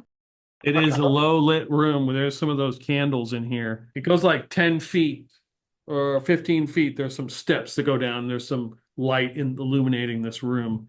It is hard to see like exactly, what's in it, but it's a 10, 15 foot like hallway, like stairs. And something So wait a unlocked the minute. door. The otter knocks at the door, says candygram, and somebody unlocks it and opens it. He says, "Were you expecting some candy?" I have to wonder if there's a role in there about, did I pick the wrong mushrooms for dinner this time? I think that's it's definitely a wisdom roll. But do I not see who might have unlocked the door? No, there's nobody directly in front of you. No. I use my staff to feel around and I want to make sure that if I run into somebody invisible, I'm not hitting them hard enough to hurt them. But Like I'm feeling around to see who opened up the door. Okay. It's basically like a 10-foot stairwell that lead down. Yeah, I'm feeling around like Yeah. I don't feel anything bump into anything invisible or anything like that. No. I look back at my friends and go, I have no clue how that door got unlocked. Okay. Potentially through magic or through magical means. Sybil's going to do the SWAT entrance. She's going to go through the door and immediately go to the side opposite the hinges that it opens up on, and keep her arrow pointed at the room and sort of cover the room and see if she can see anything from there. Okay. When she does that, I wait just a beat and go in and take the opposite side of the staircase as her. Okay. Yeah, you kind of walk down. I don't have anything to cover the room with, but Yeah, you walk down like 15 feet. It's like a it's a stair, like a stairwell, and you can kind of look into the room. And when you look to your left, there are pews. There are wooden pews that look like made of some kind of fancy wood, carvings in them. You recognize easily the twinned elm symbols. Along the floor look like urns in various colors and shapes and sizes. And on the right-hand side is some kind of dais with some symbols on it. And directly in front of you, you see two women. One is wearing a green weave cloak, and the other has got a rose velvet cloak with a cowl and black boots. These are the two that you saw enter when you guys were outside, and they both stand there looking at you. Try to think of something that I can say. They can see both Sybil and I, right? They just see you. They just see me. They don't see Sybil. They don't seem to, no. I say it very loudly. Prince Sybil, I think these are the ladies we're looking for. It's a good thing we came alone. So, can I not see from where I am standing? Can I not see what he's looking at? Maybe. You might get a glimpse of them. It'd be hard. Okay, I will point the bow down, not completely. Release the tension, point it down, not completely, sheath it, put it on my back, and I will step around and say, hail and well met. Oh, yes. Enter. Who is your friend? Does he escape the Nag Lord? No, he escaped something far more powerful. Although, as you see, it left its mark on him. Oh, it's not keep me. Do you seek to speak with the coven and the queen herself? Is that why you're here? Grab the bull by the horns. You're indeed seeking their wisdom. Are you not part of the coven? Oh, yes. Yes, we are. The coven has recently taken someone, have they not? Taken? We do not take anyone. They have not taken someone named Hague from Prigwort? No, I maybe that was her name, but at one point, but I don't know what her new name will be. She is to be a new sister. Yes. But is this of her will? It is obviously divined. The spirits have brought her here, just like the spirits, as she just kind of like gestures to the entire room, and the spirits of the pews and the dais and the dirt have brought you here, especially. And she kind of like stares down Sybil. I would love to have instruction of the local spirits. I'm waiting for the guys outside to, hear the conversation and do something, and obviously they're not. And at this point, you see one of the urns move, like on its own, like rattle, and okay, they're kind of stirred. And she's like, "Oh, excuse me." She walks over to it and she uncorks it, like it's got a big like cork, and you hear like a voice or something. And she closes it and she's like, "We have another intruder. Unfortunate." She kind of sets it down. Intruder? Do you see us as intruders? No. Of course not. You are of the land and of the spirit, right, and the earth. Obviously, the Silent Brother has sent you. Of the river is how I see it, but yeah, we can take that. The Silent Brother. I am not native to the area. I do not know the local powers. Who might he be? Limwood.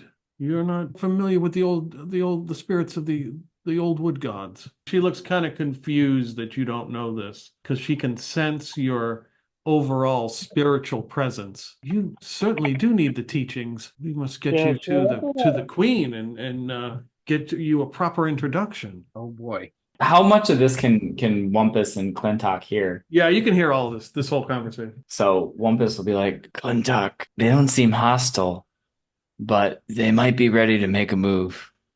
As in, the witches are going to ask them to go deeper or something. Yeah, I figure we wait until they lead them somewhere else and then we follow. I don't think they like our kind and like looks down at his lower half and says, Yeah, they just don't have good taste. Well, I will look over at Jeremiah and say, if your new initiate is here of her own will, then there is certainly no problem.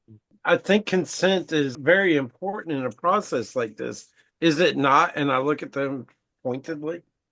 What is it you speak of? Consent, it's important. I wasn't always of the river. I haven't always been the way that you see me now. But I was given the choice to become the way that I am. She steps closer to you. You were not given sentience by the Nag Lord? I had sentience before I met the Nag Lord. Oh. I have met the Nag Lord. That was the one that gave Karn the knife. No, you've never met the Nag Lord. Oh, but the Earl in yellow. that was the Earl in yellow. Sorry. Yeah. Oh, no, we Nag haven't met the Nag Lord. Nag Lord, you would probably, it's been mentioned several times according to my notes. The Nag Lord is one of the big baddies that's trying to take over the area. Yeah.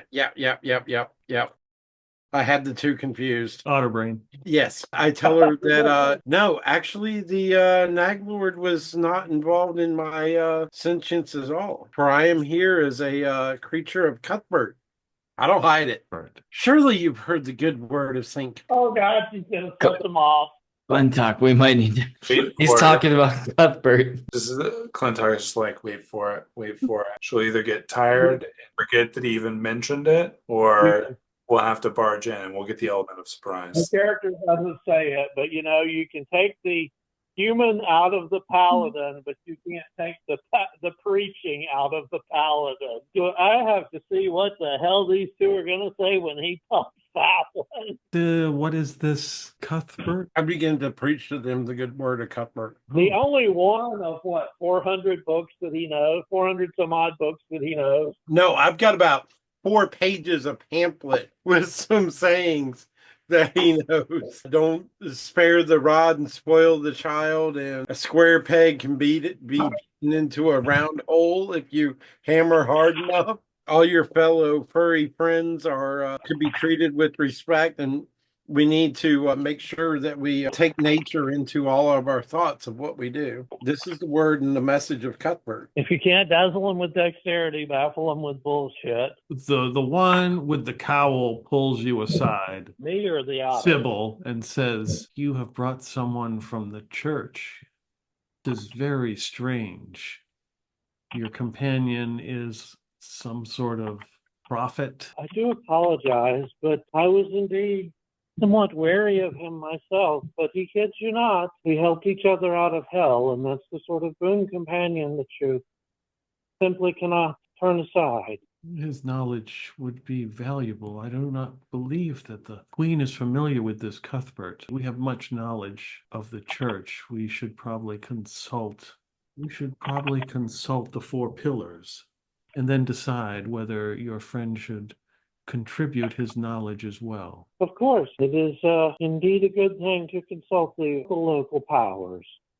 Yes, let us go to the 4 pillars, and we shall see if there is any knowledge of this Cuthbert. Okay, Sybil thinks either her companions have left her or are trying to be sneaky, so she's welcome here. So Okay. her only real concern is if this woman was taken against her will. All right. So before they go, the other woman who is in the green weave kind of is like staring at you and looking at this pamphlet and reading it. One of the things the pamphlet does not say is suffer not a witch to live. Yeah, that would be just a tiny bit bad at this current point. Nothing You're like quickly that. marking that section out of the pamphlet. That doesn't apply. We just changed it. Player thinks I may be losing another character because the last thing we want to do is get in a confrontation with the actual queen of this place, who could probably smoosh us like a bug. But these people are obviously,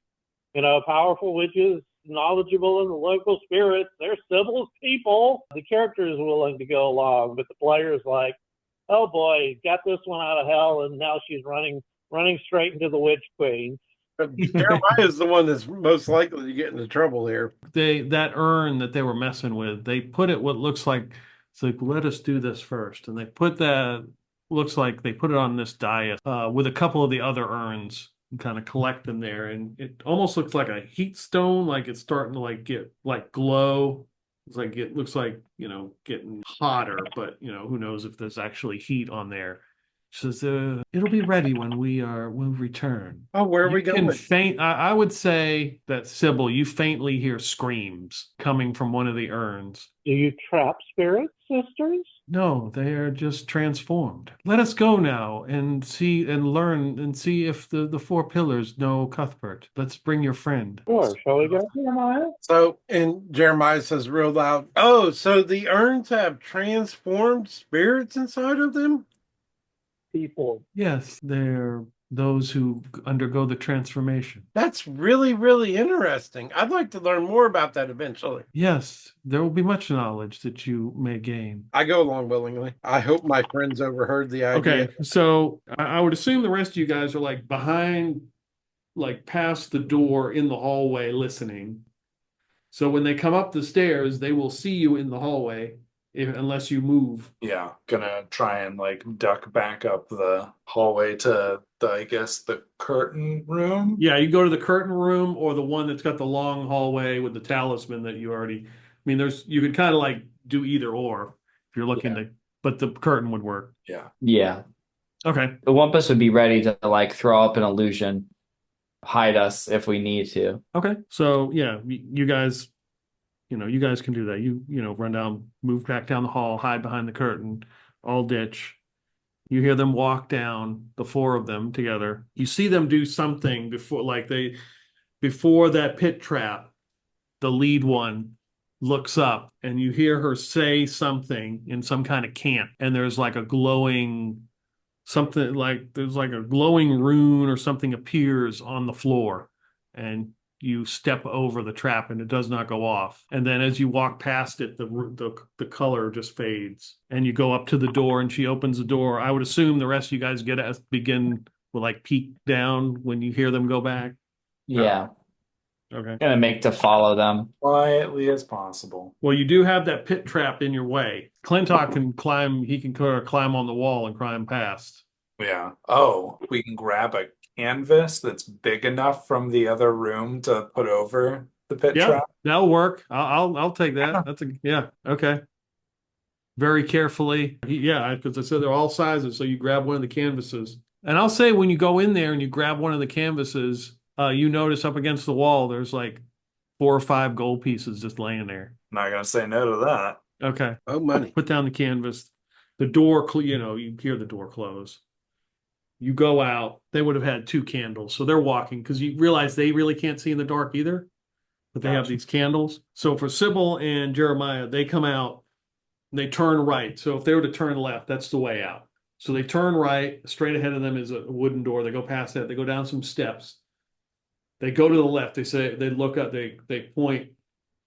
There's a talisman. It's 10-foot wide hallway, and you see the talisman. So they kind of skirt around that. If we're hitting points where there might be, different directions to go, Sybil is going to sort of, act like she's concussed, which she is, sort of stumbling along and, occasionally lean against the wall. And if we hit points where it looks like there are different directions you should go, she'll sort of scrape a fresh mark accidentally into the wall on the corner that we're on the direction we're headed in. Okay. So there's a long hallway that goes to the right, and then you kind of go down some steps to the left. You enter this room that's got these 4 pillars in the middle of the room. Consult the pillars. Each have a different glow: red, green, blue, and yellow.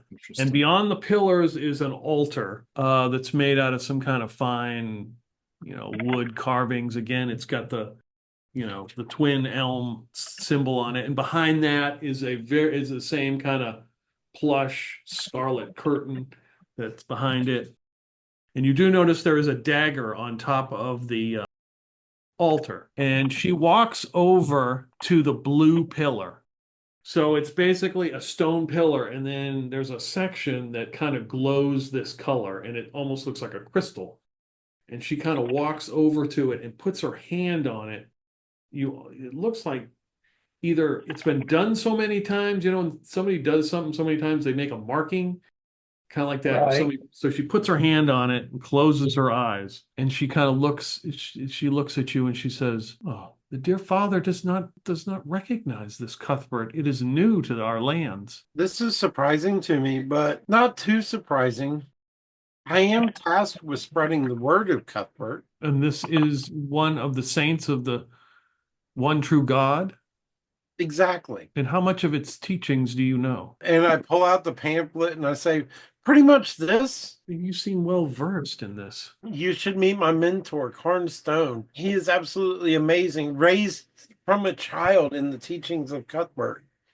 He has told you all about this. Do you know his history? I know a very little bit of his history. I know that he saved me from a life of crime that was going to do nothing but embarrass my mother, and taught me to be good, and taught me this path.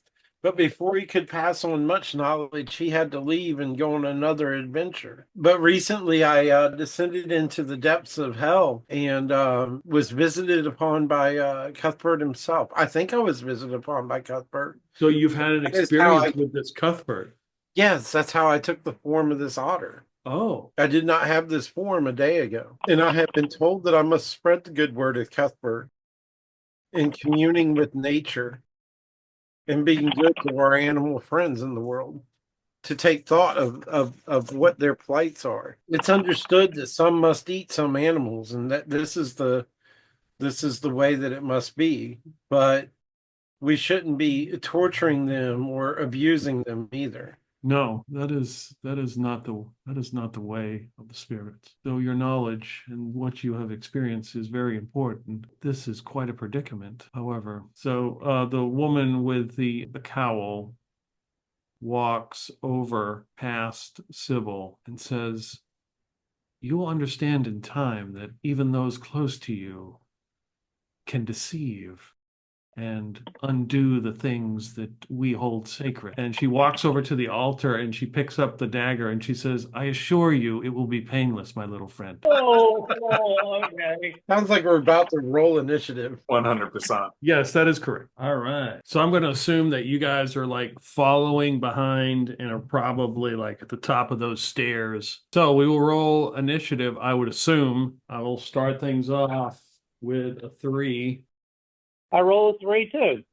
Also. All right, you are up first. This is the exchange you have heard, and she has picked up this dagger off this altar. The Sybil will very loudly say, "He followed me to hell. I will not let him go there again without fighting for him."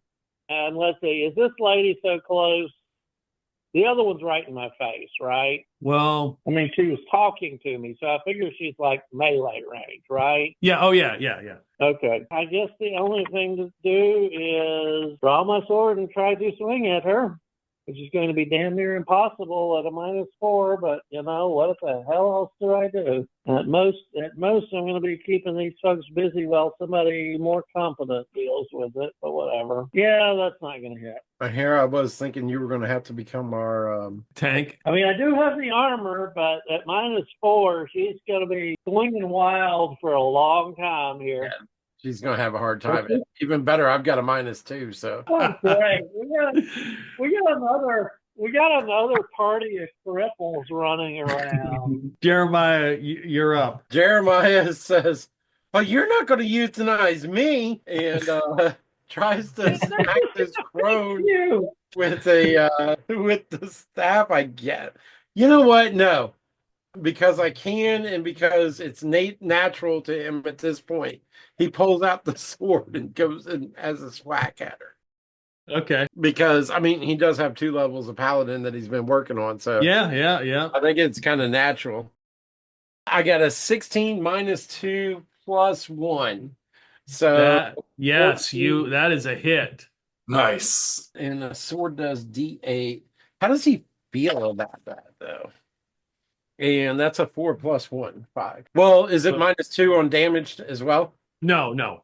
Okay. Yeah. So yeah, she has she looks shocked. You run over and cut the woman holding the dagger with the red the red velvet cloak and the cowl, like draw blood, and she just kind of looks at you and she's like, she looks at her friend and says, Kestrel, they are just bewitched. I get the irony. And then she casts a spell. She begins to chant, and you both can do save versus paralysis. Fuck every duck. I fail. Right on the nose. Is that it's a 13 and I rolled a 13. Is equals a success or a failure? Oh, if you hit it, you made it. Did our friends not get to act during initiative? Not yet. We're going to bring them in the next round. Okay.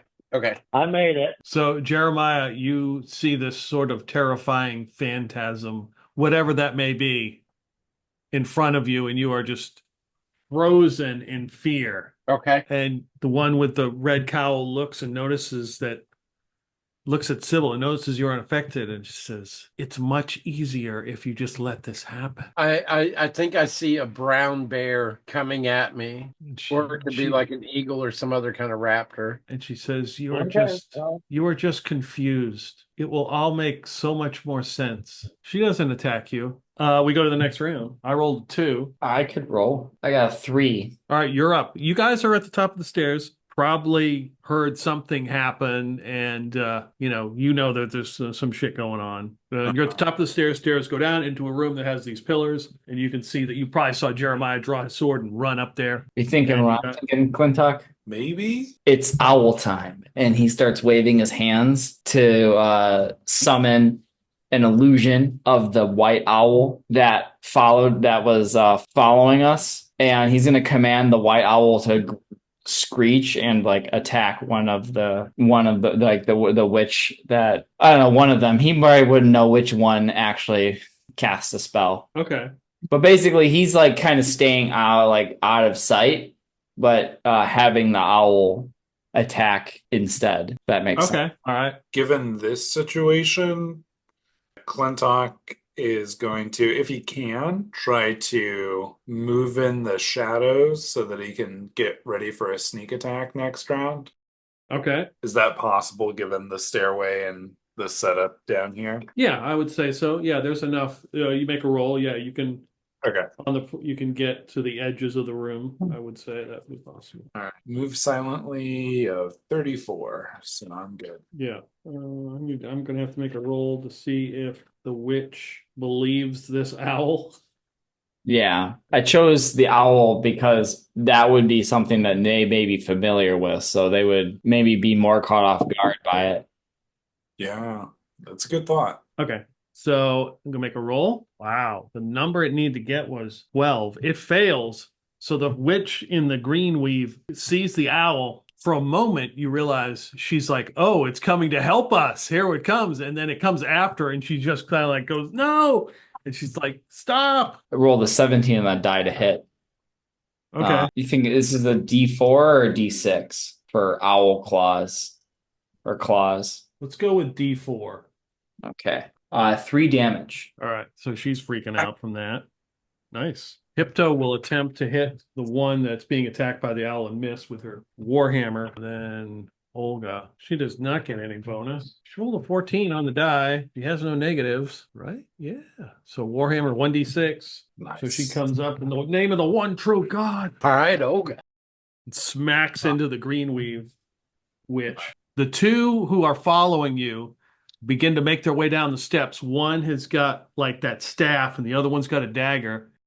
And they get to the bottom of the steps and they're like, and they begin to back up the steps. headed in the other direction. Cowards. Only Clintok was still over there. Yes. Initiative. I rolled a 4. Everybody is eligible, not named Jeremiah. 5. All right, you're up. Clintok from the shadows is going to try and shoot Greenweave with a 19. That's a hit. All right. Yes. Double damage for Hen. Tell me how she dies. Oh, the arrow just like pierces right through her chest, and then she falls against whatever the nearest pillar is, if they're that close. Otherwise, she just falls to the ground. Completely shocked as she's trying to fend off this illusion, and she has 2 people attacking her, and the arrow just goes and she hits the pillar and leaves a blood trail, and then just slumps down onto the floor, just bleeding out. Nice. There's only one witch left. Well, Sybil will try to hit and say, I do not want to see the way things you see them if you practice your arts on innocence. And miss. I wouldn't have hit with either of those rolls, but the -4 is just, shit on top of the shit cake. The owl is gonna dive and try to claw the other one. Okay. She does not believe that. She doesn't believe it. No. Okay. So I imagine like it like comes at her and then like goes Just passes through her. passes through her. Disbelieve. All right. Oh, yeah. It's one. Okay. So Olga, 17, runs up with her warhammer and blocks her for 2 damage. Hypto and attack. That's a miss with a 10. So she is getting like surrounded. She's got that dagger in her hand. You can see there's a little bit of panic on her face. But the only people she has to attack are the 2 NPCs, because she doesn't want to attack a future member of the coven. So 1 and 3 be Olga. So she's going to go after Hypto, and we'll roll, and she misses. Lashes at her with this dagger she got off this altar. It looks like it's like a bone handle and like some kind of jagged blade on it. She misses. That's the end of the round. I rolled a 6 this time. Somebody get lucky. I guess I can go again. Yep. Gotta get at least a 5. Nope, that's a 3. She's going to go after Hypto with a 19. Ooh. And she just stabs her, and Hypto just pulls the dagger out, and she's just like, and just falls to the ground.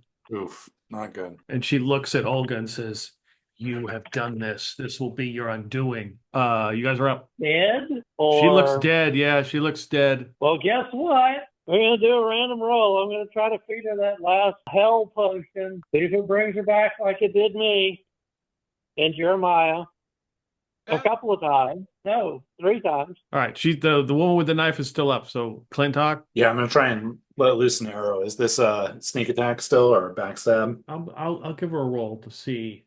Okay. No, it's not a backstab. She seems aware that things are afoot. Okay, but an 18 I think still hits. Yeah, that's definitely a hit. Wow. For 5 damage. So the arrow strikes her, and she looks in your direction, though you are in the shadows, like she realizes come. And there's a look across her face of incredible anger. What does your third eye see with my spirit, witch? She says, "A hag spy." Let's see. Who else is up? Question about the illusion. It was never hit, so it's still there. But if do they re-roll to see if it's real each turn, or like once they succeed, then I would say for unaffected? this particular encounter, I wouldn't need to re-roll anymore, because they would realize. Gotcha. So what Wumpus is going to do is he's going to pull out a crossbow. Okay. And jump from behind where he's at, kind of. Yep. Jump from behind around the corner and shoot. Okay. That's an 18. That's a hit. 4 damage. Tell me how she dies. So Wumpus is like, take a deep breath, aim, exhale, shoot. And he does that. And he jumps out and exhales and shoots, and it like flies through the air and like punctures her right through her heart. Yep. And she collapses. Yeah, she drops the dagger onto the dirt, falls to a knee, and then just kind of like falls over and like staring at Olga. You are in league with Hag, and that's the last thing she says. And you look over at the other witch, and she is beginning to dissolve, and she turns into dirt, leaving her clothing and whatever else she had, and she's just a pile of dirt now. And the same thing happens to the other one. But is Hypno up and alive? Yes. So I would say with Hypno, technically it's death and dismemberment for her because she is below 0. But she was struck with this dagger. So if you give her the potion, she'll absolutely be cured of whatever else this dagger does. Or you could just wait. Just wait for what?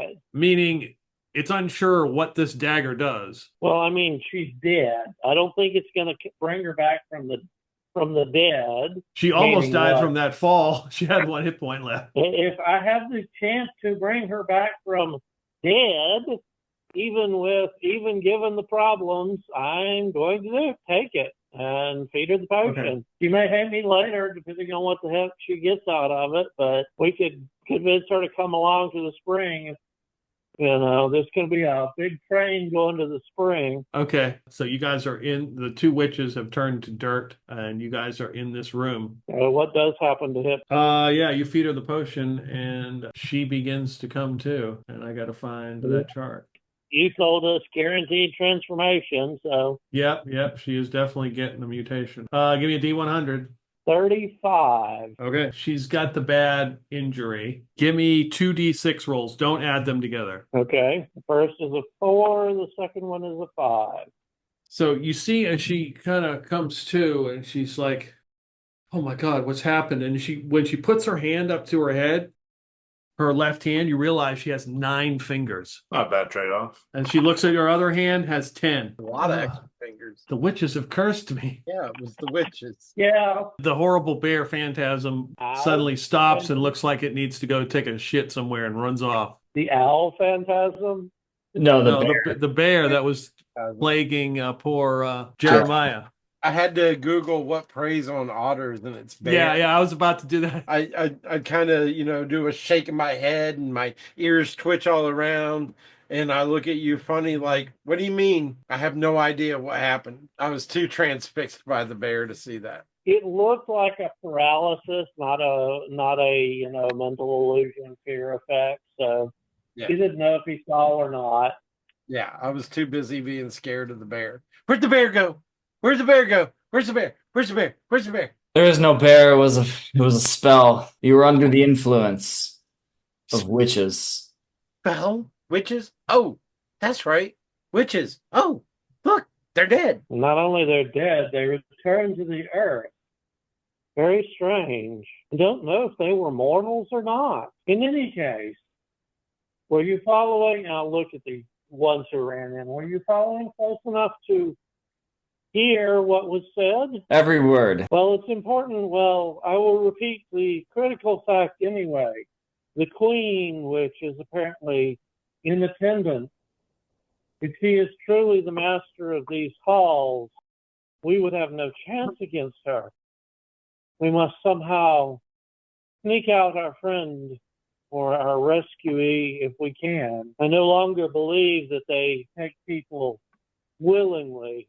Far too much tendency to discount the person's allegiance until it is assuredly on their side. That seems correct. It didn't sound like there was any indication of where they would have gone. I was listening carefully when they said the word that bypassed the traps. I will practice it a bit and see if, when we have a chance, I will practice it a bit and see if we can get it to work. One question. Do you think you'd be able to talk to the pillars, Sybil? Consult the pillars.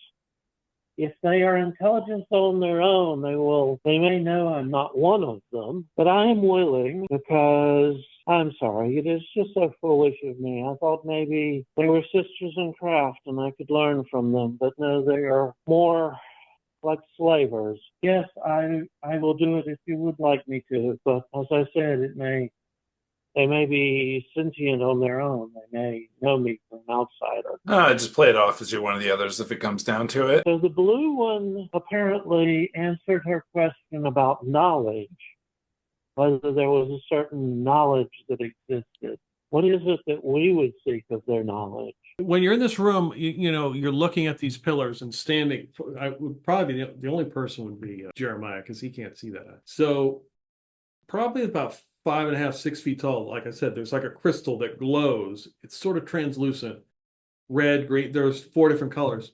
But if you kind of look inside, you can, in the crystal, there looks like there's a living brain in there. Oh. We need to find out if they can communicate with us. After this long, they are probably the witch's tools. Well, they were consulting with the 4 pillars. I've agreed to help, but what would you have me ask? Are we asking where the layout or where prisoners would be kept, or? I guess where the prisoners would be kept. We're looking for one in particular. Just say you have some new recruits and you need to bring them to where all the initiates are kept. Initiates. Yes, better word. Very well. Give me a moment to prepare, and I will certainly do that. She will get into some strange meditative pose for a minute or two, and she will get up and reach up and place her hand on the blue pillar like she saw the other witch do. Okay. Give me a save versus spells. 12, which I have to look up because that's in the unknowns, and that would be a no. Okay. It's worth. Are you going to hint that I should use a hustle point or not? It doesn't matter. I'd have to do at least a 15. Even with a hustle point, it's a pretty shitty. Okay. Yeah. Takes a lot of energy. You can feel the energy draining from your body as you're doing this connection. But you hear a voice. Yes. Can I help you? Well, we have new initiate, and I myself am a new initiate. Where do I need to go? Don't trust them. Whatever you do, don't trust them. You're new. You have a chance. Leave now. Oh, you're a prisoner. We come to rescue. Yes. It's Father Anders. Tell the Church of the One True God that I am still here. Tell someone to come for me. Father, I have with me Paladin of the One True God. You did? Yes, I did. I just heard him. Yes, his name has come up. Maybe he is someone new that has come to save us. The One True God has sent you. Oh, be careful, though. Well, we come to save one of the sisters of our companion. What can you tell us to help?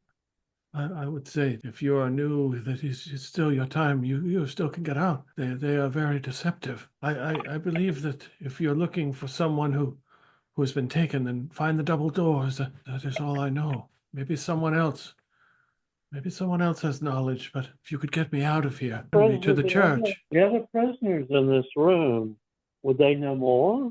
I believe so. I sometimes can faintly hear them speaking. We are interconnected, but be careful of that the green one. The red, some of them speak in deceptions. You must be very careful. Very well. Thank you for your help. We will try to rescue you too, as we can. Don't go. I haven't talked to anybody in a year. She will sort of stagger back for, I don't know if there's any... You see Sybil stagger and she looks drained, like 4 points of her con just came off. Wampus is gonna run up to her and be there to catch her in case she falls. Sybil suddenly stands up and has fantastic strength and flexes. And then, let's go over there. And she points to like a far corner. I'll tell you what I found out. She points to a far corner and sort of pushes them that direction. Wampus says, are you able to walk? I don't need your help. This is terrible. They're even worse than I thought. The brain in there identified itself as Father Anders of the Church of the One True God and said that the others in the pillars are more captives, but that if we wish to find the initiates, we should look for the double doors and to be careful of the green one.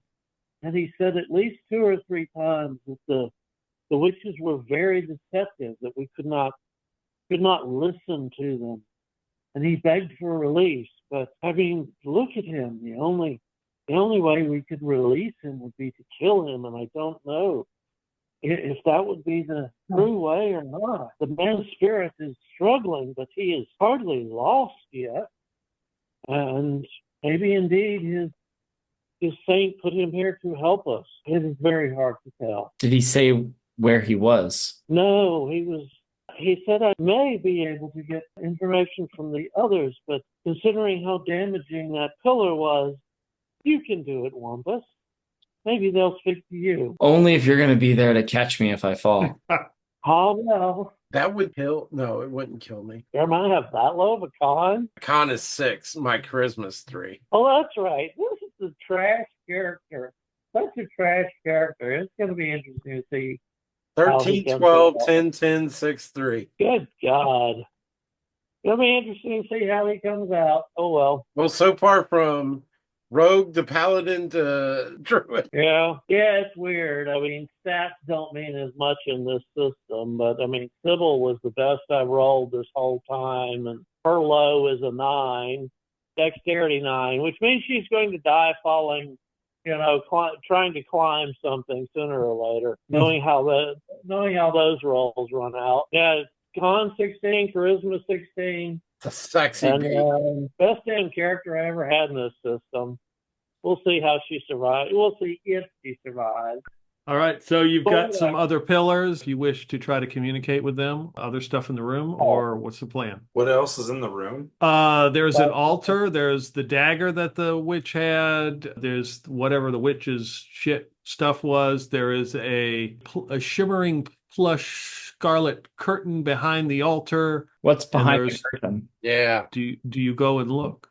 Yes. While they're looking behind the curtain, I'm going to corral that dagger, not touch it, but move it onto something solid like a stone flagstone or somewhere that's fairly tough. I'm going to use the pommel of my longsword and break the thing. You said it was bone, so I should be able to break it with steel pommel. I'm not touching the damn altar.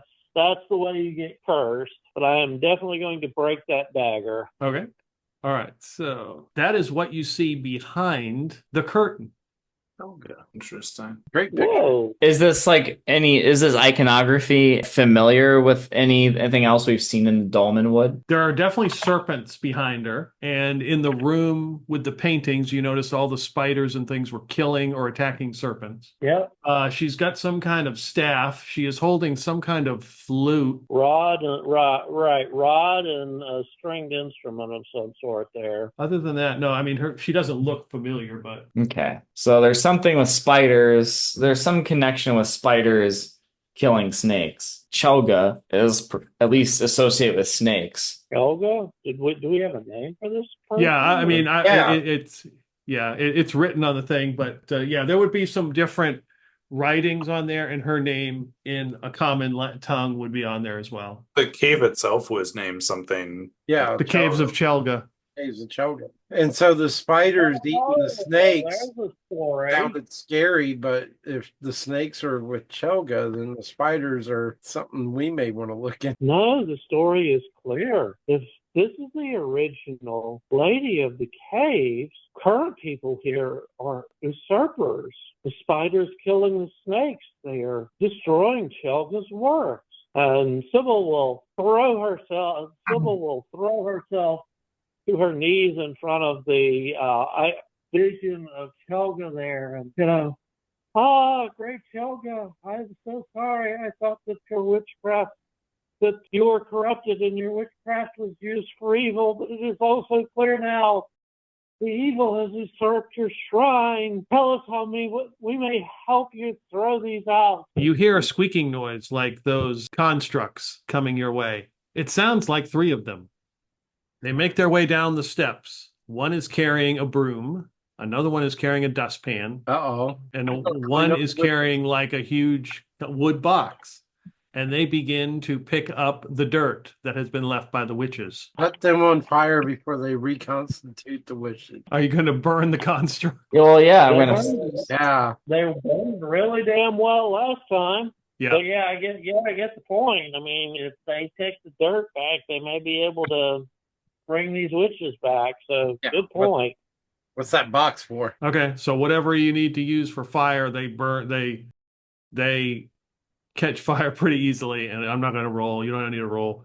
You can just walk right up to them, set them on fire, and they immediately start burning and fall onto the dirt pile and begins burning up. There we All go. right. Nice try, witches. Let's nip that in the bud. All right, so we saw behind the curtain. What else was there? There's a second way out of the room, right? No, there's just one way. I didn't make notes of how we got there. Were there alternate routes we didn't check? Yeah, Out I of- mean, if you go back up the stairs, you can go straight ahead. Okay. Well, the Sounds first like thing we we need to find double First doors. thing we need to do, though, is go by one of the traps and see if I can't replicate that bypass word that they were using. So I'll tell everybody we should go to one of the traps so I can see if I can replicate that bypass. Give me a D6 roll. Alrighty. Oh, that's a 2. Okay, so you go up.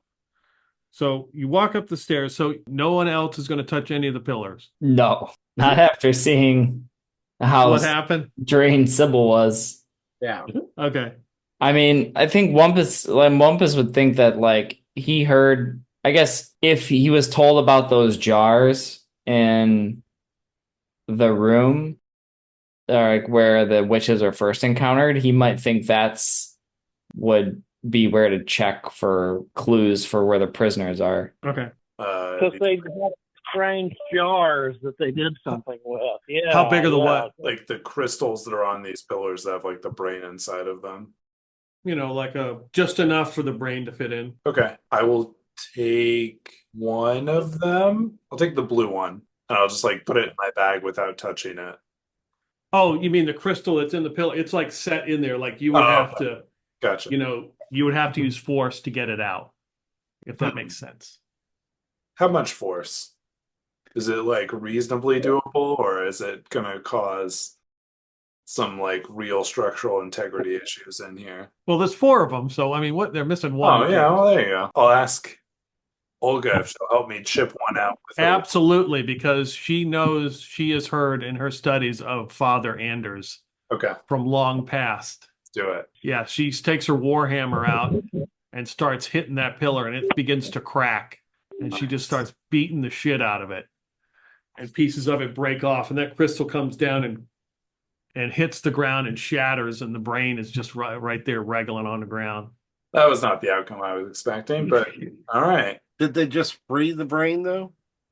It sounds to me like you just delivered it from imprisonment, although he probably died. Well, we'll see. I like take out one of the bags that I have and try and quickly like melt some wax in it to like make it waterproof. Pour in some water. Add something salty that I have in my Great, you're trying to ration. Serve it. Okay, all right. and then I'll put the brain in.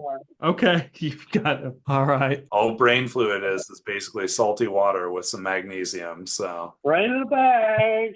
Yeah, Nice. Oh, yeah, I like it. Yeah, that'll work. Okay, well done. All right. Olga seems very relieved that you have done that. She's not sure what you were doing at first, but she's very relieved. So yeah, I would say like when you go up the steps and straight ahead of you, you can turn right and go back up the steps like you're headed back to that room that had the tree in it. But straight ahead is one of those pit traps, and Sybil does all the stuff. I would say that, I had you roll. You had a 2 in 6 chance. You managed to pull it off, and it illuminates, and you could walk over it, or you could walk around it, but you are able to do that. Okay. While Can we I have teach a somebody brain in the else, bag. or Yes. Can I teach somebody else or not? I would say probably no, just because the fact that you have a connection to the spirits and that, you're sort of kind of in line with their thinking, and that's the only reason that you were able to pull it off. Right. Okay. So if you go down this hallway to your left, immediately to your left is a cave with a talisman hanging over it. But it looks like, a wall that has been finished, and it's just a cave opening, and it continues to go down, and to your right is a door. Basically, it's a bunch of bars, like a cell. And if you look in there, you can see that there are 4 cages, like for animals. And then continuing to walk down the hall, there's another door that leads to this. Like this room has 2 doors that you can go in where have the cages. And straight ahead of you are 2 double doors. The father spoke of the double doors. And they have the huge symbol of that tree on there with some writing going around it. This symbol must be for Chelga. Can any of us recognize the symbol? You know, it's the That's twin right, it's the the right. twinned elm, yeah. Right. Sorry, the writing, I meant. It's similar to when you first came in. Basically, it's witches can't. So that's sort of why Jeremiah has kind of an idea.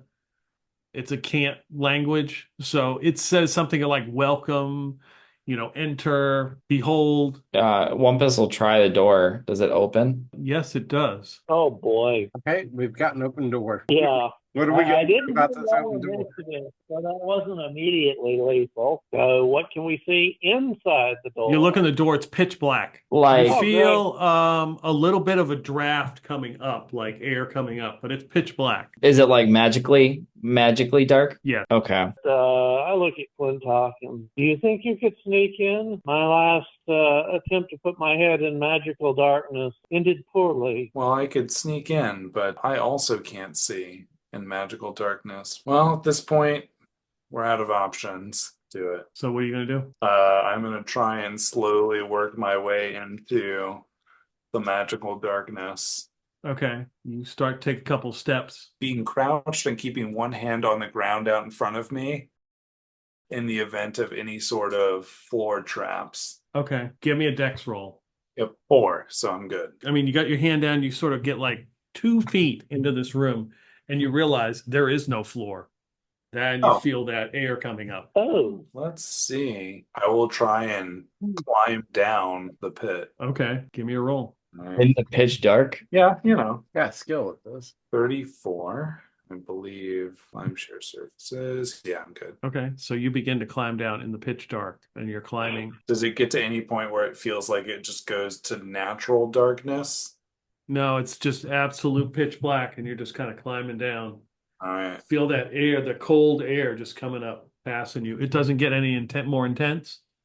10 minutes pass. You're still doing the same thing. Well, I can keep at this, so I'm just going to keep going. Okay. Do you want me to make another roll? For those of us who are waiting, we saw him go in, we didn't hear anything, and nothing's going out. Right. Pass that one too, so keep going. Okay. 10 more minutes pass. Whoa. It is basically the same thing. Like you're doing the same thing over and over. Like We it doesn't can- get any colder. You're on the same, like the ground, like the rocks and the surface seems about the same. There's like, it's not like you're climbing and go, oh, the big rock's sticking out. Yeah, You know, yeah.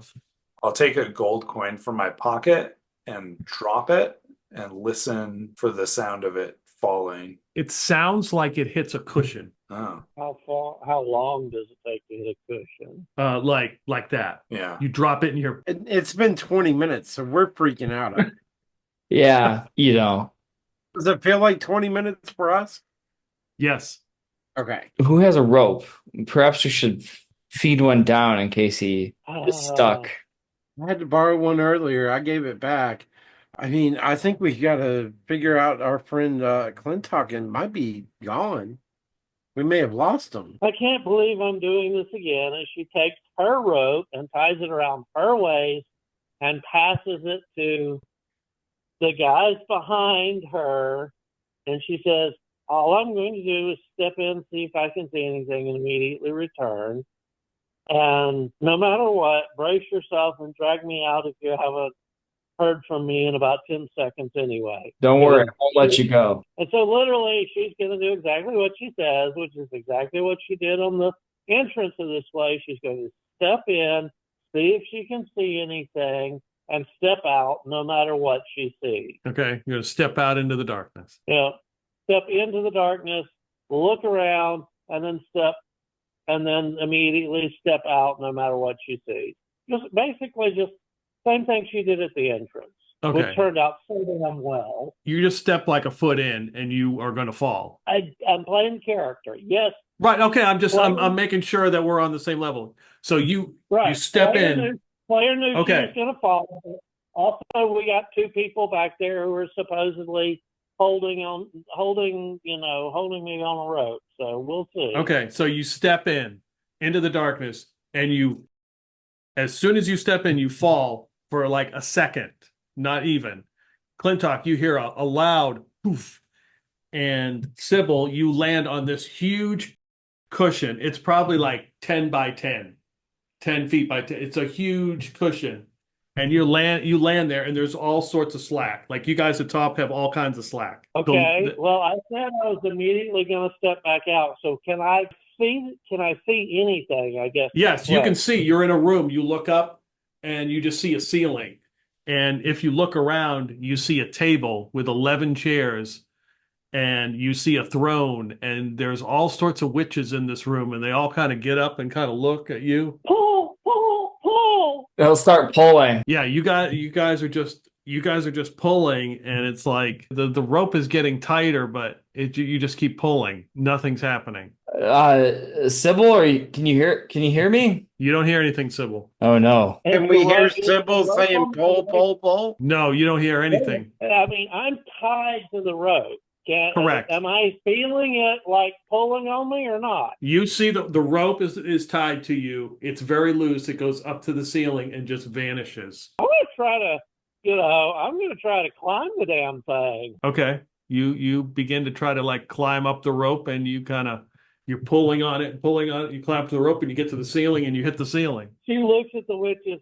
I don't suppose you believe I got here by accident? Everything has a purpose, my dear, as they say in unison. Welcome to the Twinned Elm Coven. We've been waiting for you. Crap. I would like to speak to, damn it, what's the lady's name? Hague Jerricorn. There are 9 witches around this table, and one on the throne, and you see one kind of like, they all turn to one. They say in unison, "She is here. She is a new initiate." Hague, speak truth. Are you here freely and of your own will? Yes, I am here freely, they say in unison. All right, sorry. At this point, Sybil's like, she's in the deep end with an anchor on her ankle, and she has this idea that Chelga's coven, or what do you call her, area, whatever, this place was originally from Chelga that's been overthrown. You have defiled the sanctuary of Chelga.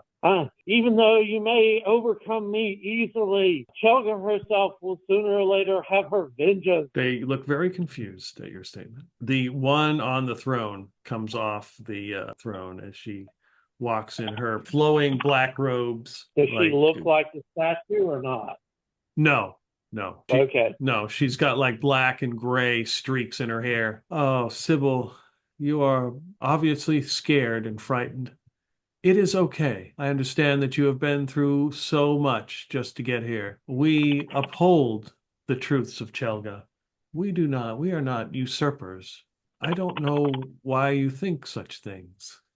Well, let's see. The brain and the crystal warned about deception.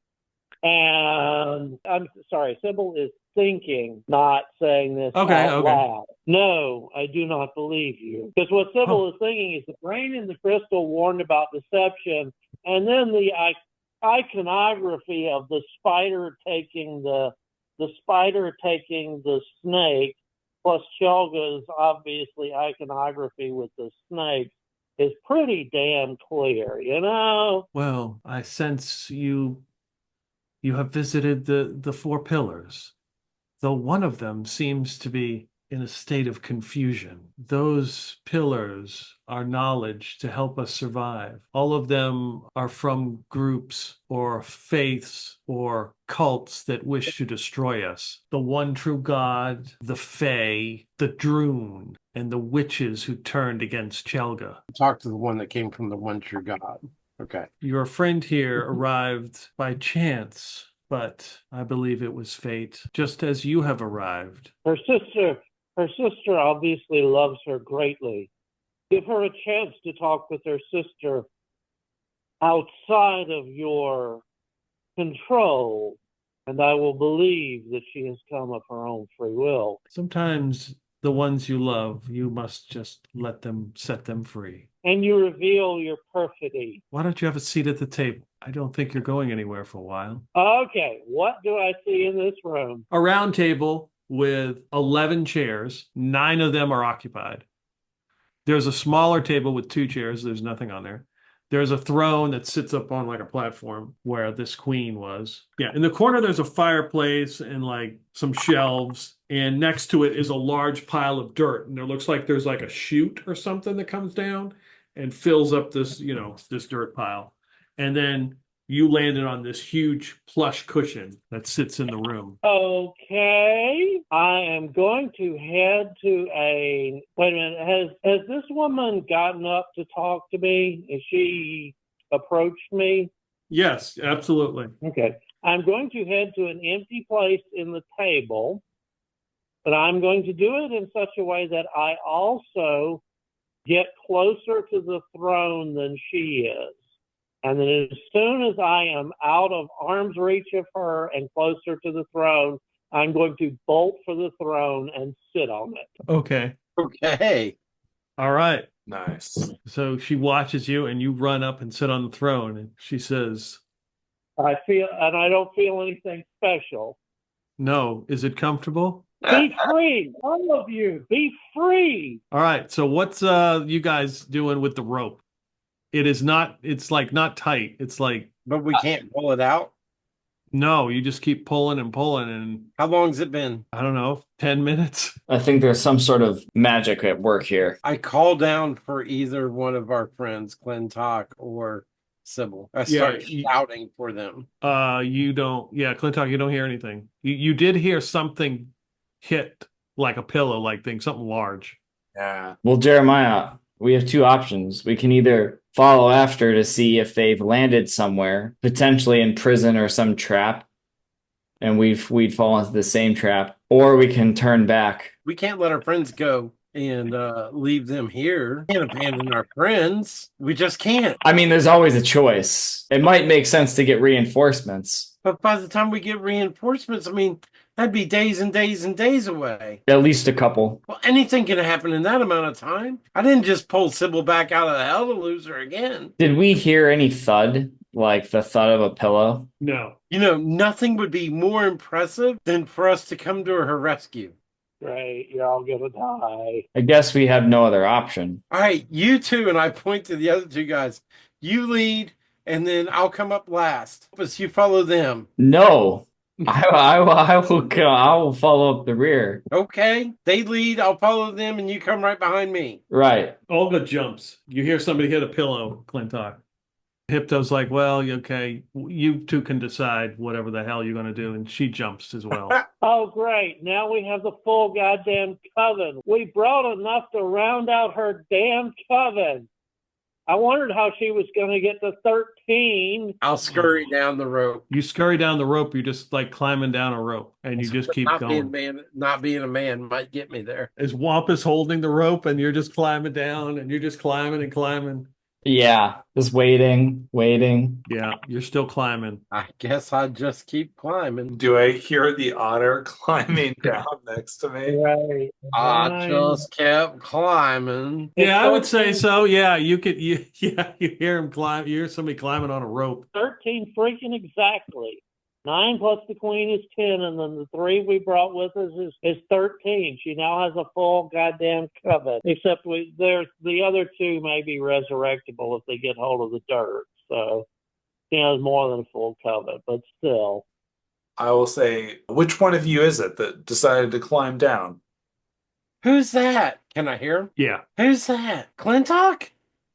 This is Jeremiah. So you can't get through this either? I don't know. I'm just climbing. Aren't you? Where are you? I've been climbing for like half an hour. Oh, you might want to stop, but I mean, as long as I can catch you, and then we'll go down together. Catch me? Question mark. Do you feel comfortable with that? Or do you want to come up here to me? Can you see anything? I can't see anything, can I? You just hear his voice.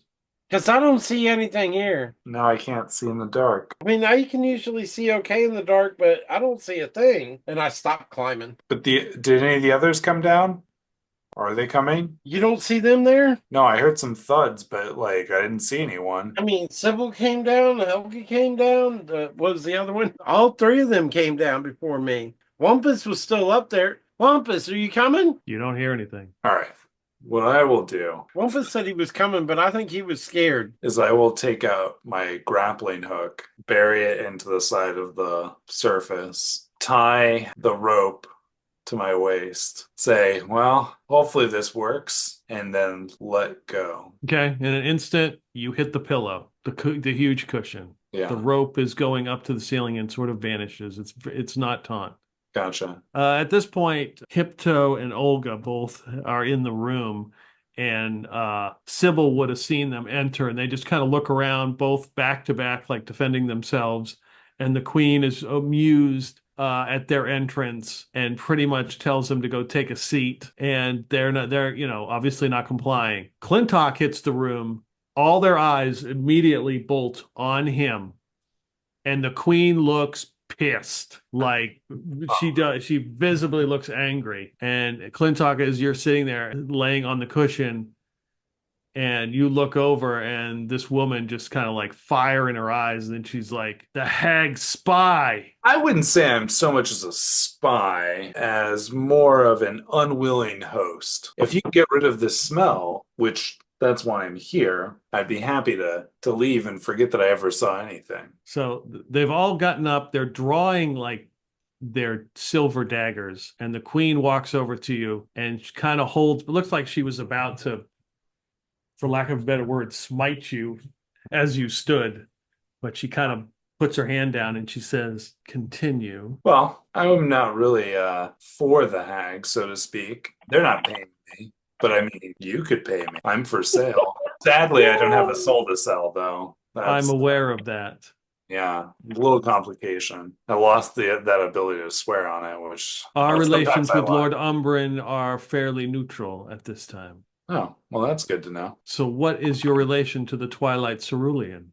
You'll have to be more specific. I'm not familiar with this Twilight. The Hags. Oh, the Hags. I mean, I was cursed by this awful stench that other people can smell. Not me, thankfully. And that's basically it. You do know that they follow you and they see the things that you see. Yeah, I am well aware of that. And yeah. What is your motive? My motive is to, my real motive, as always, is trying to enrich myself, which means I don't really have an allegiance to anyone, and especially not to somebody who has never paid me anything. So I don't know what you want to do with that, but I'm clearly not here because of the Hags. Noble is still sitting on the throne, and she just face palms and mutters to herself, "You're a mercenary." Well, Do I have any idea what Clintok was doing? he just vanished. I wouldn't have seen him vanish, though. You heard him. You heard something. You heard something hit a pillow, a cushion. And before I did that, I said, I hope this works. So I start climbing back up. After I call for him and I don't get anything, I start climbing back up. All right. Okay, you continue to climb. Oh, great. It's an infinite loop until you let go. Great. Oh, boy. I don't know that yet. It's a one-way pit. Interesting. Wumpus is sitting there, not hearing anybody. Now he's alone. He's like, "Well, do I just go back?" I'm shouting for Wampus, you don't hear anything, but you do hear the humming, the gentle humming of a female voice, like humming to herself. Can I tell where it's coming from? It's coming from like down the steps and headed in your direction. Is there a place, is there any sort of cover I could take? Not really, unless you try to open the door that has the cages in it. Hello? Hello? Is someone down there? No. Yeah, that's going to work. And you see, coming into view is a woman who's got kind of bluish, kind of gray skin. Was Wampus there when they fought the Droon? When did we fight the Droon? At the obelisk. No. I don't know if you were there. No, he wasn't. No. Okay, all right. Well, she's got like grayish blue skin, go like a red like cloak. She has no shoes and a very simple skirt and shirt, and she's carrying like a basket. And she says, "Oh, I'm looking for some some witches? Well, me and my companions group killed 2 of them. Oh dear. Oh, I was just hoping to talk to them. I'm not a witch. I'm not a witch. What business do you have with the witches? Please, I'm not a witch. Don't hurt me. I was hoping to speak with them. Maybe they could help me. You seem very trustworthy. People have told me that before. I'm not sure where the witches are, to be honest.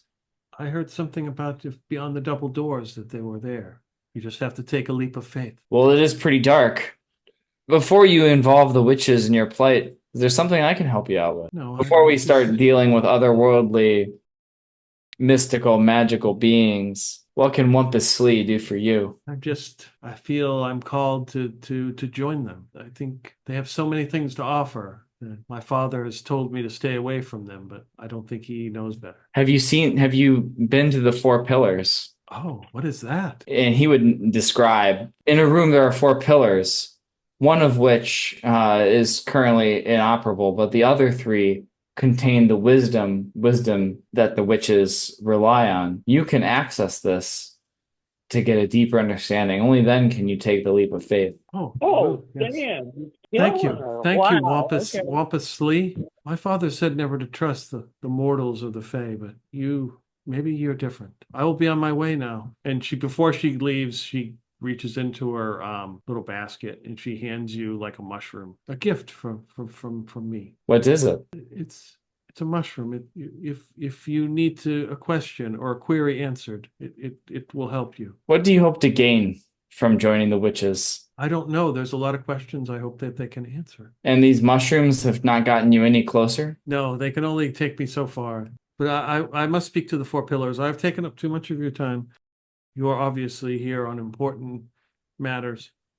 They take much from you. You should only consult, you should only activate them if you're willing to make the greatest sacrifice. I am. And she kind of like coyly begins to step away and then kind of like runs down the hall. All right, Clintok, So, what are you willing to offer me in return? that your companions will leave. Oh, sure. That's done. That's easy. That's it. I would like revenge against the Twilight Cerulean. Oh, wow. That's going to cost some more. So you're going to have to tell me what you want for revenge first, and then we can talk about price. Here is what I will offer you. She walks over to the throne, looks at Sybil. Sybil's still sitting there. And behind the throne, she reaches something, grabs like a box.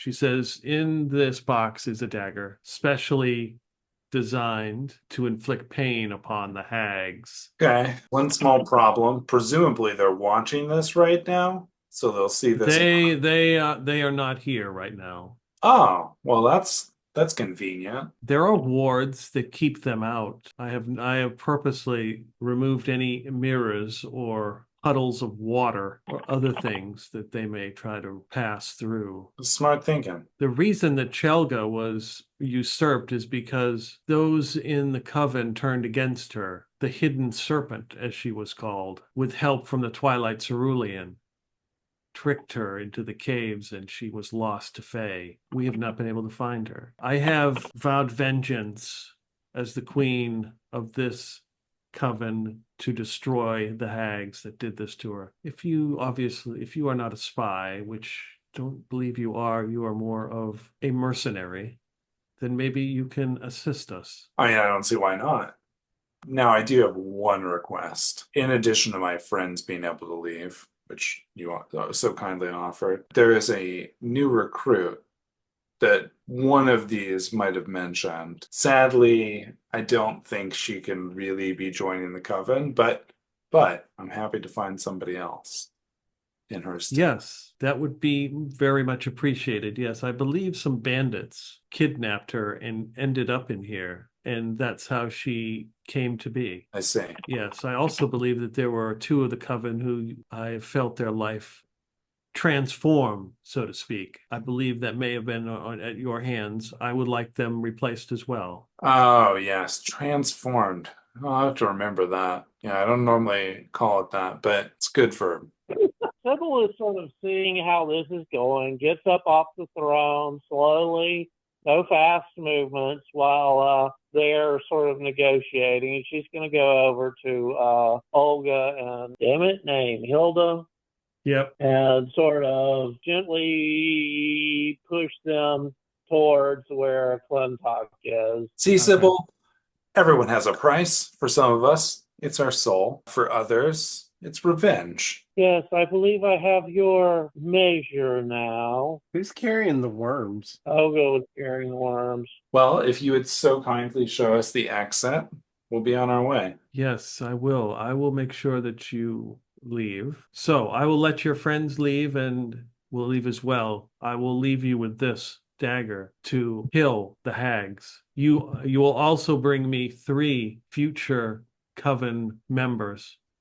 Done deal. I'm not finished. And she walks over to the throne, and beside the throne is like that bas relief, very similar on there. And she points to Chelga and she says, we have searched many, many years, centuries for the items in her possession. And she points to the flute and she says, I believe you know where that is. I might. I think you do. And I think you will return it to us as part of our deal. They'll drive a hard bargain, but I'll get it for you. Very well. And to make sure that you follow through with this, give me your hand. All right. And she looks at your hand and she bites off your pinky finger. Oh, damn it. And says, we're good now. Do I get it back? She spits it out on the floor. She says, when you complete the deal. Okay. Take 1 hit point of damage. This is really going to knock down my deal making. And she goes back and sits on the throne, and the coven in unison begins to chant, and the room begins to spin, at least for you guys. And then all of a sudden, you guys are outside the caves, and it is raining. So I went from climbing in the dark to being outside of the cave. Yes, you did. Yes. You're all outside. It's raining. The wall that was there is gone. It's just rubble now, just like pieces of it. The sun is beginning to set, and Hypto and her sister are reunited as she gives her a big hug with her 19 fingers or whatever she has now. And Clintok only has his missing one. I just like hold up my hands and go, interesting. How did I get here? You're alive. Nothing's killed me yet. All of you. Wait a minute. What am I? Wait, I was climbing. Well, it seems that Lord Clintok has shown that he bargains with all sorts of creatures again. But you have done me a favor, and as all things must be in balance, I will help you fulfill that bargain. That's so kind of you, Sybil. You'll come around soon enough. Or die, apparently. And the bird swoops down from the trees and lands on Jeremiah's shoulder. Like, get the fuck out of here. That's a good place to stop. Oh, God. So good. I just want you to have like clamshells at all times, trying to like crack them open. Oh, I gotta find a favorite rock. Yeah, you need a favorite rock. Yeah, I gotta find a favorite rock. The favorite hammer rock. Yeah. That was fun. Yeah, Good. that was a good session. I didn't see the deal making Oh, go on. I didn't see that coming. Yeah. I thought there was gonna be a fight. I figured that was coming. I mean, like when I presented the odds, I rolled to see how many witches were actually down there, and I was like, oh. And then Russell's like, now they have a full coven. I was like, wow, that was serendipitous. Right. I thought you had planned the bastard. I mean, there were yeah. even after we killed 2 of them, there were exactly 13 women there at the end. It's like, holy cow. Yeah. That worked out. Yeah. Yeah. And I don't know if you caught, that's what happened to Knuckles. He got teleported into the urn. Oh. I thought that might be what it was, but we didn't pick up the urn. Nope. No. But we have the worms, right? So maybe Yeah, you got the worms. Yep. if we get to that pond of restoration or whatever. Yep. And now Clintok's got to come up with 3 females to send the coven and the flute. I was hoping you'd catch the flute when I showed the picture, but I was like, I don't know if he's got it. What was the flute? It's the thing that Lady Harrimore uses to summon the jellyfish creature over the lake. Yep. That's the flute. I don't think I was there that episode you guys were talking about it, though. That would make sense. Yeah. Clintok followed Lady Harrimore to the lock and watched as Lady Harrimore walked on air playing a flute, and a giant jellyfish came up out of the lock and communicated with her. I would remember that. Yeah. And then later, and this is, of course, this Sybil doesn't know that, but it just proves that Clintok will bargain for anything with anything. Later bargained with Lady Harrimore to get an introduction to said giant jellyfish. Ah, Yeah. so I already have an in to steal the flute. Yes, you do. Yep. Yeah. And the people you found, the three guys, Knuckles and whoever, were the people that kidnapped what's her name.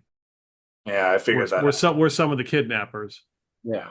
Right, and they didn't count as our companions, so the deal doesn't release them. Yeah, Well, the 'cause two I went was- back upstairs and left us there. So right, yeah, because they had zero interest in fighting, and like I was saying, like they had a sack, or like I think I described one of them took Yes. like a bracelet out and handed it to the other one. That was all the shit they had stolen. So you were finding different things that they had stolen and tried to get in here, and Yeah, these are the ones that just didn't get turned into some sort of insect. when they- correct, yep. Yeah. And Hagen would tell you that what happened was when she was kidnapped, the ogres were going to eat her, but one of the bandits thought, at least one or two thought that was fairly barbaric and ran off with her and tried to hide, and that's what happened. Okay.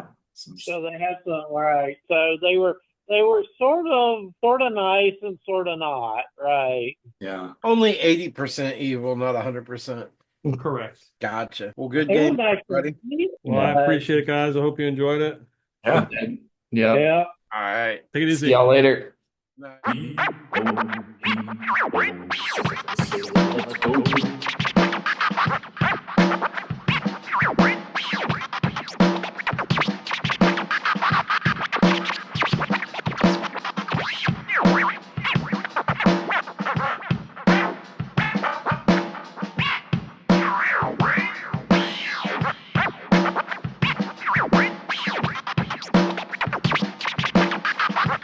Here's to swimming with bow-legged women.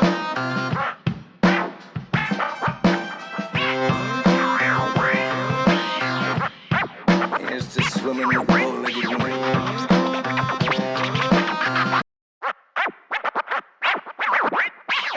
Set the sails, let's go.